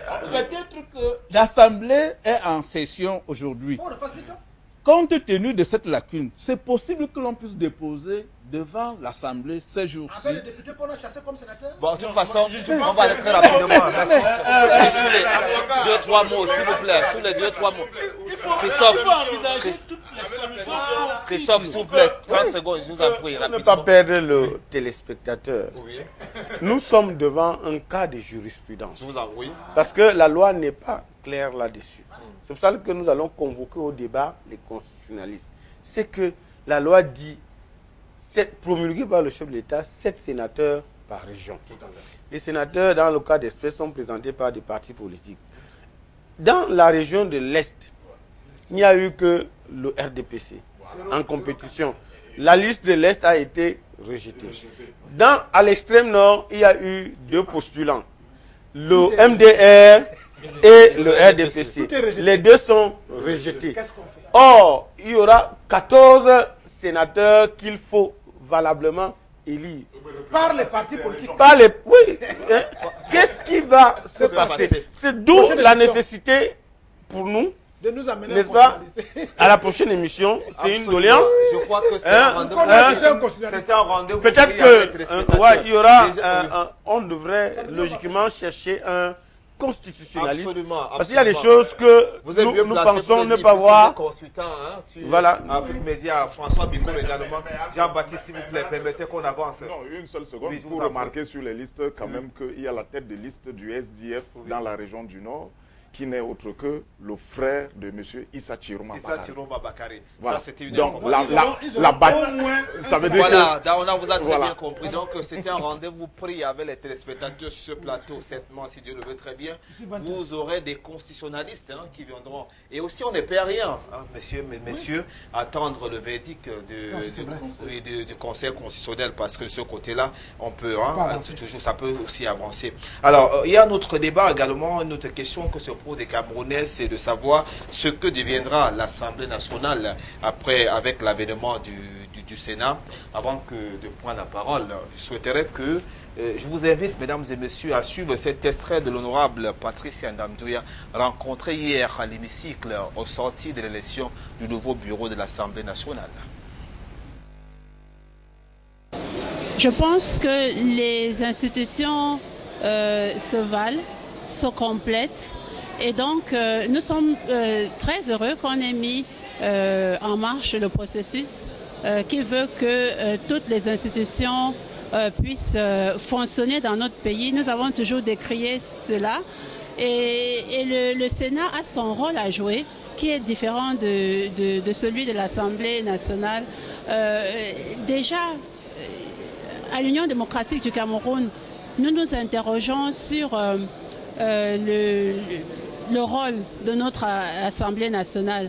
Et c'est la raison pour laquelle, au début de cette session, nous nous disions que nous souhaiterions que les députés de cette législature puissent s'asseoir, faire l'évaluation de la législature, l'évaluation pour qu'on voie quels ont été les manquements. Je vous ai parlé des lois qui manquent, des vides juridiques, même au niveau des procédures, au niveau du contrepoids, parce que l'Assemblée nationale doit contrôler l'action du gouvernement. Est-ce que nous aurons été à la hauteur de ce travail?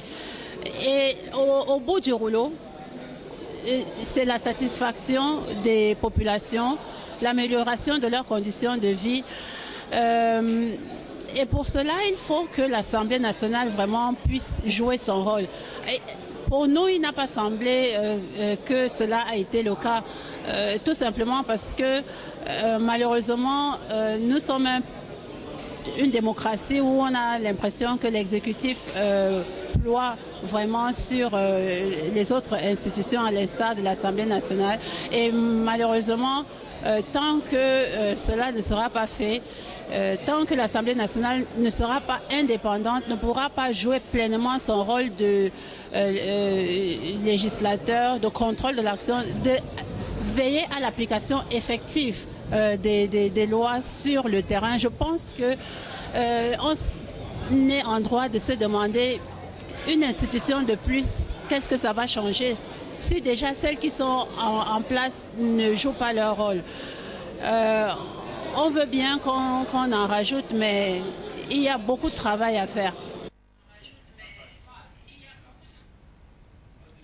Voilà donc, c'était l'honorable Patricia Ndamdouya qui donnait son avis sur le visage souhaité pour l'Assemblée, pour la Chambre, la première chambre de l'Assemblée nationale, au moment où viendra se joindre à elle le Sénat attendu au Cameroun depuis 1976. Et le débat continue. Y a-t-il une prédominance du Sénat sur l'Assemblée nationale? C'est ça une autre question que se posent les Camerounais. Afrique Média rencontré pour vous, madame, monsieur, un expert électoral, Dr Ile Kamga.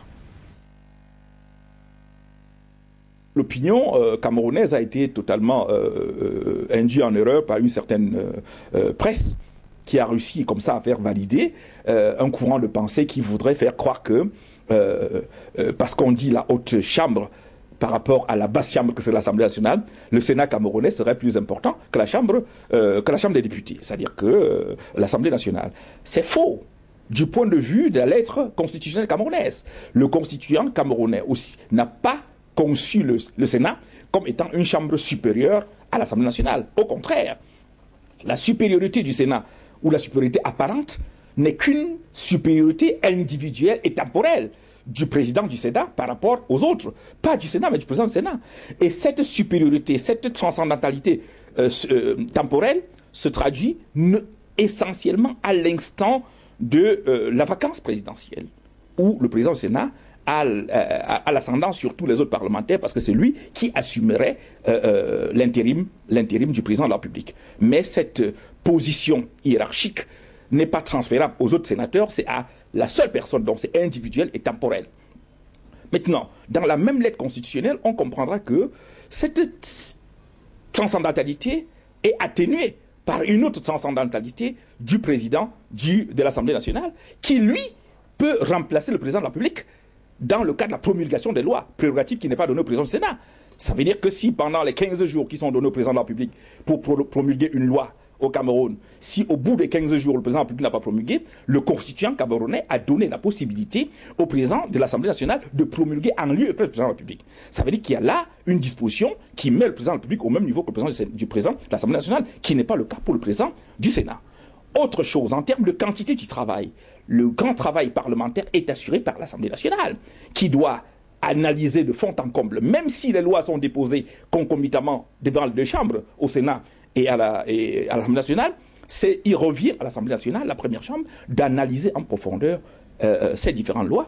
Et après son analyse, les lois sont transférées au Sénat, qui peut soit amender, soit adopter, soit rejeter. Mais encore que l'Assemblée nationale garde la capacité de ne pas prendre en compte un rejet d'une loi par le Sénat. Ça veut dire à la réalité que c'est une chambre essentiellement d'enregistrement. Elle ne sert pas à grand-chose, parce qu'il n'y a pas de possibilité que le Sénat bloque l'Assemblée nationale. Donc on peut ne pas tenir compte de la position de l'Assemblée du Sénat, d'après les procédures parlementaires aujourd'hui.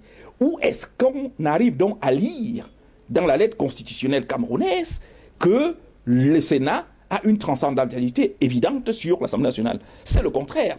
Et cela est d'autant plus important que une certaine presse et une certaine classe intellectuelle, en voulant mettre ça en avant, va conditionner le fait que les émoluments des sénateurs vont être au-dessus des émoluments des parlementaires qui vont être élus par voie directe, qui ont effectivement l'assentiment du peuple, ce qui n'est pas normal. Il me semble que si un député devrait avoir X francs, le sénateur devrait avoir X divisé par 2, parce qu'il ne fait pratiquement rien du tout. Voilà, mesdames, messieurs, merci de nous retrouver sur ce plateau. Le débat continue. C'est donc là l'honorable Patricia Ndamdjoya, suivi du docteur Hilaire Kamga, expert électoral. Parole à vous donc, messieurs, sur ce plateau. Jean-Baptiste Biaye. Alors, quel est un peu le commentaire que vous faites à la suite de cet extrait de l'honorable Ndamdjoya et du docteur Hilaire Kamga, qui revenait là sur la prédominance du Sénat sur l'Assemblée nationale, du moins des questions que les Camerounais se posent? D'abord, il faut dire que au terme de la Constitution, l'Assemblée nationale et le Sénat sont les deux chambres du Parlement. Absolument. Cela signifie en d'autres termes que ces deux chambres du Parlement ont une même fonction, c'est de légiférer. Maintenant, l'Assemblée nationale va au-delà de légiférer, puisque l'Assemblée nationale a également une deuxième fonction, celle du contrôle de l'action du gouvernement. Ce qui n'est pas, ma foi, le cas, me semble-t-il, du Sénat. Le Sénat ne contrôle pas l'action du gouvernement. Par contre, le Sénat légifère. Et c'est pour ça que vous trouverez dans la Constitution que lorsque une proposition de loi arrive à l'Assemblée nationale, elle est examinée. Ensuite, elle est transmise au Sénat qui examine. Après cet examen et adoption, renvoie la même proposition de loi à l'Assemblée nationale qui, à son tour, remet maintenant au président de la République pour promulgation. Voilà à peu près le mécanisme qui est contenu dans la Constitution du Cameroun. J'ai la faiblesse de partager le point de vue de M. Hilaire Kamga qui faisait état de ce que le Sénat a sa force, ou si vous voulez sa prédominance, en ce que le président du Sénat est prédominant. C'est-à-dire, voilà. Je précise un peu sa pensée, il dit qu'au niveau du Sénat, il n'y a que le président qui a une prédominance temporaire. Tout à fait. Puisque désormais, et surtout le monde le saura, le président de l'Assemblée du Sénat, c'est lui qui assure l'intérim en cas de vacances à la présidence de la République. Tout à fait. J'ai lu attentivement toutes les lois. Je peux me tromper. Je n'ai vu nulle part où lorsque on arrive dans le cas de vacances à la présidence de la République et que monsieur le président du Sénat doit organiser une élection dans les 120 jours qui suivent, je n'ai vu nulle part où pour le faire ou bien pour faire ce travail, il doit consulter les sénateurs. Ça veut dire que de lui-même, président du Sénat, en cas de vacances, il n'a pas besoin des 99 autres sénateurs. Eh bien, de fait, il assure l'intérim selon la Constitution, il organise les élections. Et donc, de ce point de vue, il nous reste très peu de temps. C'est le président du Sénat qui est prépondérant, voilà, qui a plus de... Et François Bikolo, si tel est le cas, est-ce que la course au Sénat est une course finalement pertinente? Puisqu'on a vu les gens se déchirer pour ça. Non, vous savez, nous sommes en sciences politiques. Oui. Et nous faisons la politique. Les textes ne servent à rien lorsqu'on ne maîtrise pas les actants politiques. Et les actants, ce sont les images. Lorsqu'on lance le Sénat et que vous constatez que les 3/4 des membres de l'Assemblée nationale vont vers le Sénat, ça veut dire que le Sénat est mieux que l'Assemblée nationale. Voilà ce que l'opinion retient. Tout le reste des histoires à dormir debout là, celui-ci allait à gauche, dans un pays présidentialiste, ni le Sénat ni l'Assemblée nationale ne servent absolument à rien, puisque l'exécutif est assez fort. Mais l'image est poignante. Des gens qui, avec femmes et enfants, décident de laisser les oripeaux de la République. Tout un président de l'Assemblée nationale avec une liste civile. Les membres du Parlement qui décident de partir pour aller être des sénateurs aux yeux de l'opinion et des commentateurs que nous sommes. Il est évident que le Sénat est mieux et meilleur que l'Assemblée nationale. Maintenant, lorsqu'on dit que le Sénat, le président du Sénat est seul, c'est une vue de l'esprit, puisque la notion de pouvoir est une notion d'accordéon. C'est-à-dire que c'est les membres du Sénat qui élisent un bureau du Sénat. Le bureau du Sénat a à sa tête un président du Sénat, comme le président de l'Assemblée nationale. On ne peut pas dire qu'il y a un individu qui va prendre des décisions sans en référer aux autres. Donc, quoi qu'on dise, dans tous les pays au monde, ne serait-ce que pour la notoriété, et le fait que le député soit élu par une moindre infime de personnes dans un collège électoral qui perd le département, qui perd, comme on a vu avec la MESAM, une circonscription, alors que le sénateur est élu par une région qui peut être un état de main. Je crois que ces petites images permettent de savoir quand même que l'un est le président de la République numéro 1, le président du Sénat est numéro 1 prime. Parce que quand on dit même numéro 2, c'est autre chose. Donc, ne serait-ce que pour l'honorabilité, la crédibilité, la préscience dans la République, je crois que c'est normal. Quoi qu'on dise, les gens ne se battent pas pour rien. Ils savent que c'est de l'autre côté là-bas, que c'est mieux que ce côté-ci. Et ils nous l'ont démontré jusqu'à la dernière minute. Christophe Develha? Oui, une précision qu'il faudrait apporter par rapport à la question. Si au terme de l'examen d'un projet de loi, le Sénat et l'Assemblée nationale ne regardent pas dans la même direction, la Constitution prévoit que le président de la République autorise une deuxième lecture. Cela veut dire que de ce point de vue-là, la position du Sénat est prépondérante par rapport à la position de l'Assemblée nationale.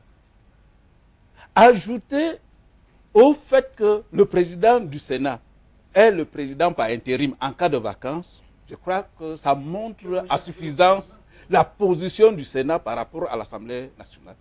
Voilà l'élément supplémentaire que j'apporte pour montrer que, en tout état de cause, le Sénat se situe à une position un peu au-dessus de l'Assemblée nationale. Voilà, alors Soulé, très rapidement, et après nous allons prendre cet autre extrait. Oui, allez-y, Soulé. Prenez votre temps, je vous en prie, mais sachez que nous allons déjà vers la fin de cette émission. Oui, Soulé. Je voulais... allez-y, Soulé, je vous en prie. Nous avons les SMS, nous avons un autre extrait. Oui, la preuve que cette émission est en direct, nous aurons la réaction du Issa Tiroma Bakari, qui est le ministre de la Communication, mais il réagira par rapport à la liste de son parti politique qui a été rejetée. Oui, Soulé. Ok, maintenant que vous prenez assez de temps et vous prenez de mon temps, j'espère que... Vous avez la parole maintenant, Soulé. Non, ce que je voulais dire, j'ai ressenti un peu d'amertume, de gêne sur le visage buriné, n'est-ce pas, de rides sur l'honorable député Patricia Ndam, ça m'a fait tiquer cette dame qui est souvent joviale, qui est enthousiaste. Qui est même proactive. En fait, son problème, si je l'ai compris, ce n'est pas tant que l'Assemblée nationale redoute l'arrivée du Sénat, mais c'est que l'Assemblée nationale est devenue un refuge de voyous, de fripouilles, des forces de l'argent. Quelqu'un parlait même de la chambre de commerce. Au point où, lorsqu'elle fait le procès, parce que je l'ai vu une fois, elle va balancer un certain nombre de textes à l'Assemblée nationale, et j'ai dit, et Dieu créa cette femme. Alors, lorsqu'elle est gênée, lorsqu'elle présente un regard fouillant, c'est parce qu'elle a peur. La peur de savoir que voilà une autre institution qui aura encore une grosse affluence des sénateurs, des personnes d'un même parti politique qui s'appelle le RDPC, qui a bloqué, qui a empêché de travailler à l'Assemblée nationale. Et l'autre chose, et c'est ça. Mais non, il y a la question du Sénat. Vous avez vu que sénateur, il faut avoir au moins 40 ans. Oh, je crois les députés, c'est 23 ans. Ça veut dire que quand on devient sénateur, on a atteint, si ce n'est pas le summum, on est déjà dans la cour des sages. À 40 ans, la constitution du Cameroun pense qu'on est déjà sage. On n'est plus dans la jonglerie comme les autres. Et alors, même si Jean-Baptiste Biaye, ce n'est pas écrit que le président du Sénat doit consulter, mais le président... Oui, je suis d'accord avec toi, mais le président... Non, le président, même dans le cas spécifique, si ce n'est pas écrit, c'est simplement parce que les sénateurs ne doivent pas dire qu'ils vont faire chanter le président du Sénat. Mais le président du Sénat, qui est un homme sage, c'est qu'on ne prend pas certaines décisions sans consulter les sages. Absolument. Et je vous dis, quand le chef supérieur décide, quand le sultan va, n'est-ce pas, à ce qu'on appelle la palabre du Ngwan, il s'arme. Et pour s'armer, il appelle les Fonangon, les telles choses, il dit l'Enji. C'est pareil pour le chef Bamileke quand il va, ou alors pour le sultan, pour le Lamido. Et il n'a pas besoin de dire là que j'ai d'abord consulté tel. Mais quand il parle là, on sait qu'il a consulté. Tous ces notables, dans le cas d'espèce, tous les sénateurs tapent le bâton pour dire. Ça veut dire qu'il a rassemblé tous les sénateurs pour être sûr que la décision qui me permet d'engager toute la nation, toute la République est entérinée par le maximum des sages qui sont dans la même chambre que moi. C'est en cela que je dis que beaucoup de gens vont chercher à être sénateurs. C'est là où je reviens pour dire pourquoi cet attrait. C'est parce que c'est différemment de l'Assemblée nationale où les gars se retrouvent en train de se balancer les petites à l'hôtel des députés. C'est différent du Sénat où ce sont les sages qui se réunissent. Des vénérables, comme on les et des vénérables. Monsieur Aboubakar, nous, si vous avez fait un tour à l'hôtel des députés, vous allez voir ce que vous allez voir. Je suis journaliste, je ne dis pas pour dire. Bon, ça vous engage ce que vous dites sous les. Mais monsieur Aboubakar, si je suis engagé comme consultant, c'est parce qu'on sait que je porte la parole et j'essaie de défendre les idées. Si demain, les gens, qu'un député se lève et me fasse un procès, c'est pour dire que le Sénat, aujourd'hui, c'est plus sérieux. On vous a très bien compris. C'est du sérieux. Voilà. Et s'il vous plaît, ils ne sont que 100, alors que là-bas, c'est 180. Et il y a des gens même qui militent pour que ça ait 200, 380 même députés. Bien, c'est entendu. Jean-Baptiste, s'il vous plaît, on va avancer, s'il vous plaît. Vous aurez la parole. Oui, vous aurez la parole tout à l'heure. Alors, il avait présenté son parti, je vous en prie, son parti politique avait présenté, François Bikolo, s'il vous plaît, François Bikolo. Son parti politique avait présenté 2 listes dans la Damawa et dans le Nord. Ces listes ont été rejetées par le Conseil électoral d'élection Cameroun. Il s'agit de Issa Chiroma Bakary et le Front pour le salut national du Cameroun. Alors, dans l'extrait que je vais vous proposer, madame, monsieur, Issa Thilo Mabakary revient donc sur le rejet de sa liste et il revient également sur l'intérêt pour son parti politique de présenter une liste pour cette élection sénatoriale. La non-conformité des déclarations, je crois, sur l'honneur. Nous pensions avoir fait ce qu'il fallait. Il se trouve que quand on passe aux grilles de décryptage de Elekam, il s'avère donc que ce que nous avons dit ne serait pas conforme à ce à quoi s'attendait Elekam. Je pense que bon, c'est une situation que nous allons régler probablement dans la journée ou plus tard demain. Je pense que la loi nous permet donc de corriger les insuffisances qui ont été annoncées par Elekam, puisque dans Cameroun Tribune, vous avez donc ce que Elekam nous reproche plutôt à nos listes au nord et dans l'Adamawa. Je pense que nous serons en mesure de régler ce problème dans la journée ou probablement demain. S'agissant donc de l'Adamawa, il y a eu un point particulier. Il y a un des candidats qui n'a pas 40 ans. Il va donc falloir qu'on l'extrait de la liste et puis qu'on le remplace par un autre camarade qui réponde donc à ses exigences. Mais sinon, il n'y a rien de bien spécial. L'optimisme est la fondation sur laquelle nous avons bâti le parti. Ne vous attendez pas un seul jour à ce qu'on soit découragé par quoi que ce soit. J'avais dit dans une de mes déclarations également, et ça l'est tout aussi en politique, la seule bataille que vous perdez, c'est celle que vous ne livrez pas. Nous sommes en train de mettre en place le Sénat. L'histoire, la postérité doit apprendre que le FSNC a été de ces acteurs qui a livré bataille dans l'arène pour gagner des sénateurs. Bon, maintenant, vous dites que nous n'avons pas de conseillers municipaux. Permettez-moi de vous dire que dans l'isoloir face à l'urne, l'électeur n'a que sa conscience. Le FSNC se bat sur le terrain depuis un certain temps. Les uns et les autres savent ce dont ce parti est capable par ses dirigeants.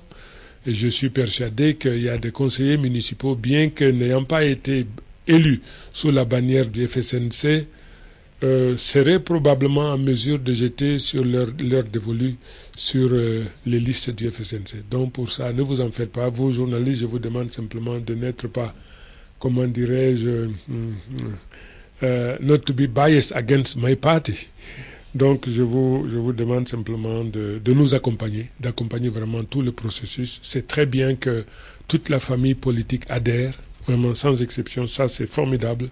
Ça consolide la démocratie au Cameroun.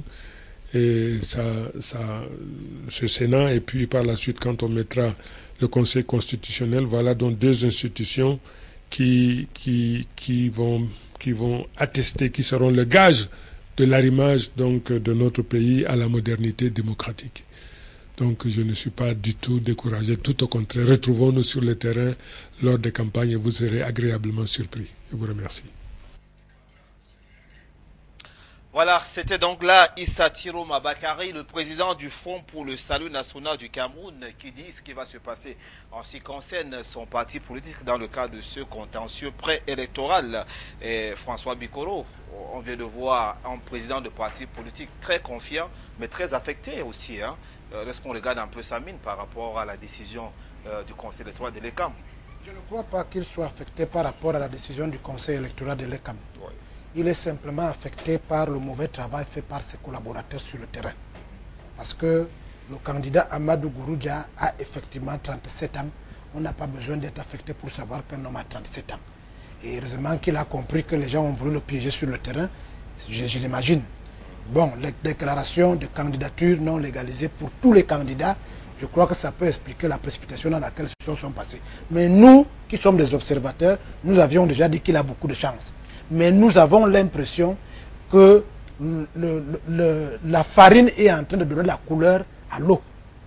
Peut-être que la proximité avec le RDPC peut créer les mêmes manières de faire, les mêmes manières de voir les Camerounais, les mêmes manières de croire que les Camerounais sont des cons et des imbéciles. Heureusement que l'ECAM a remis les choses en l'espèce. Et je crois que M. Issa Thilo Mabakary, dont nous avons dit qu'il a une empreinte sur le terrain, mériterait de nous rassurer que ce n'est pas un RDPC bis.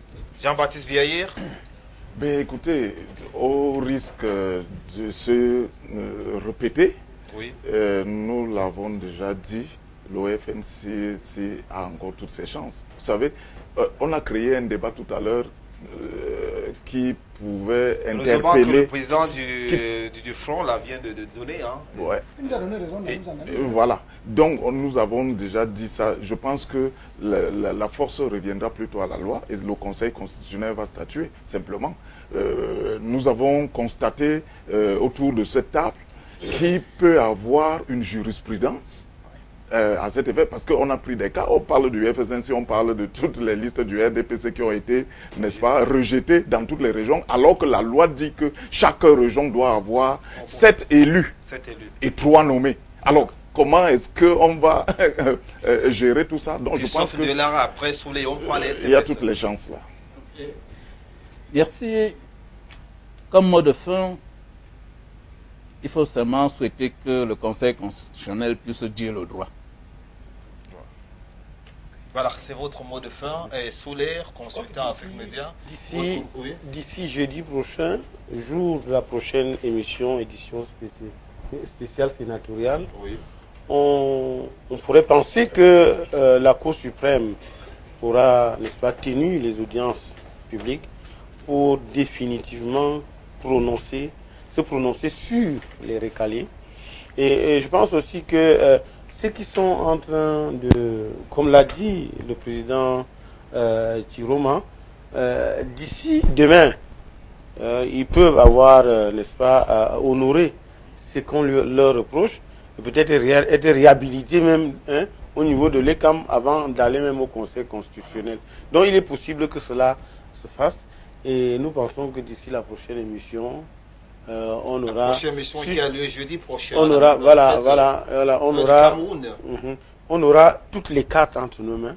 On saura définitivement qui est qui, puisque de toutes les façons, il faudrait qu'on ait, pour proclamer toutes les listes d'ici la semaine prochaine, pour laisser ceux qui sont retenus entrer en campagne, n'est-ce pas, avant le 14. Avant le 14. Donc, merci donc à vous, Soulé Onoyolo.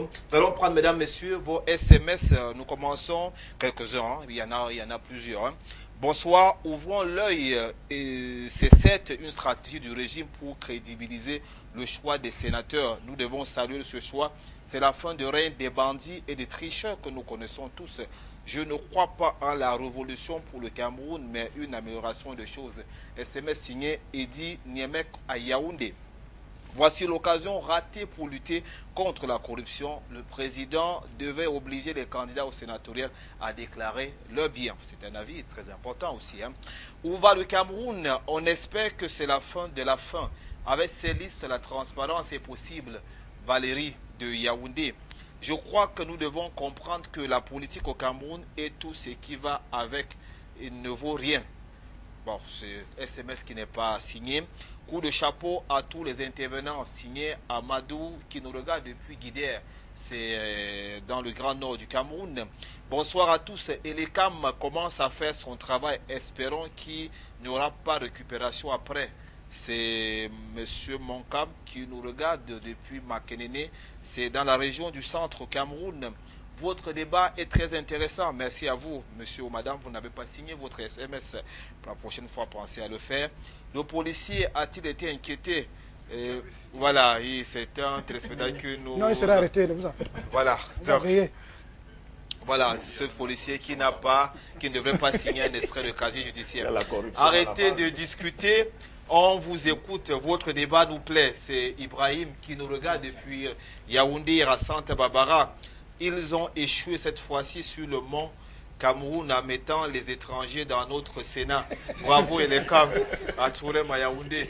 Donc, Fassal. Voilà. Il s'appelle Fassal Mourat. Voilà, d'accord. Alors, c'est ça, c'est entendu. Le RDPC doit partager le gâteau des sénateurs avec les partis amis. Voilà. Donc, c'est un avis d'un téléspectateur qui nous regarde. Bonsoir, bonjour. Excusez-moi, quel est le motif du rejet de la liste du Nord? Donc je crois qu'on a suffisamment dit ici. Oui. Absence de nationalité d'origine. Oui, rapidement, M. Bikoro. Non-conformité des déclarations de candidature. Oui. Voilà. Quand la fondation d'un immeuble en pleine construction n'est pas à l'éclair, on ne doit pas augmenter le niveau. On le détruit, on refait la fondation à zéro. C'est Jeannot qui nous le dit. Alors, bonsoir. Je tiens à saluer Vaudi et je crois que nous sommes dans un système de parti unique. Donc, le Sénat est inutile dans un pays qui a beaucoup d'autres choses à gérer. Albert de Douala. Mesdames, Messieurs, nous sommes arrivés à la fin de cette édition spéciale sénatoriale 2013 consacrée sur le premier verdict du Conseil électoral de Election Cameroun jeudi prochain à la même heure sur les mêmes antennes depuis les studios d'Afrique Média Cameroun à Yaoundé. Mesdames, Messieurs, vous aurez notre édition spéciale. Mais en attendant, vous aurez samedi prochain, samedi dans quelques jours après-demain, une édition spéciale aussi du débat de la presse qui reviendra sur cette question et bien sûr d'autres faits marquant l'actualité cette semaine au Cameroun, en Afrique et dans le monde. Merci pour le temps que vous avez pris pour nous regarder. Merci également à tous ceux qui ont travaillé pour cette émission. Merci à toute la hiérarchie d'Afrique Média qui a voulu dégager de l'espace pour vous, mesdames, messieurs, pour votre confort. C'était l'édition spéciale sénatoriale 2013 depuis Yaoundé au Cameroun pour Afrique Média. Je vous remercie beaucoup, mesdames, messieurs.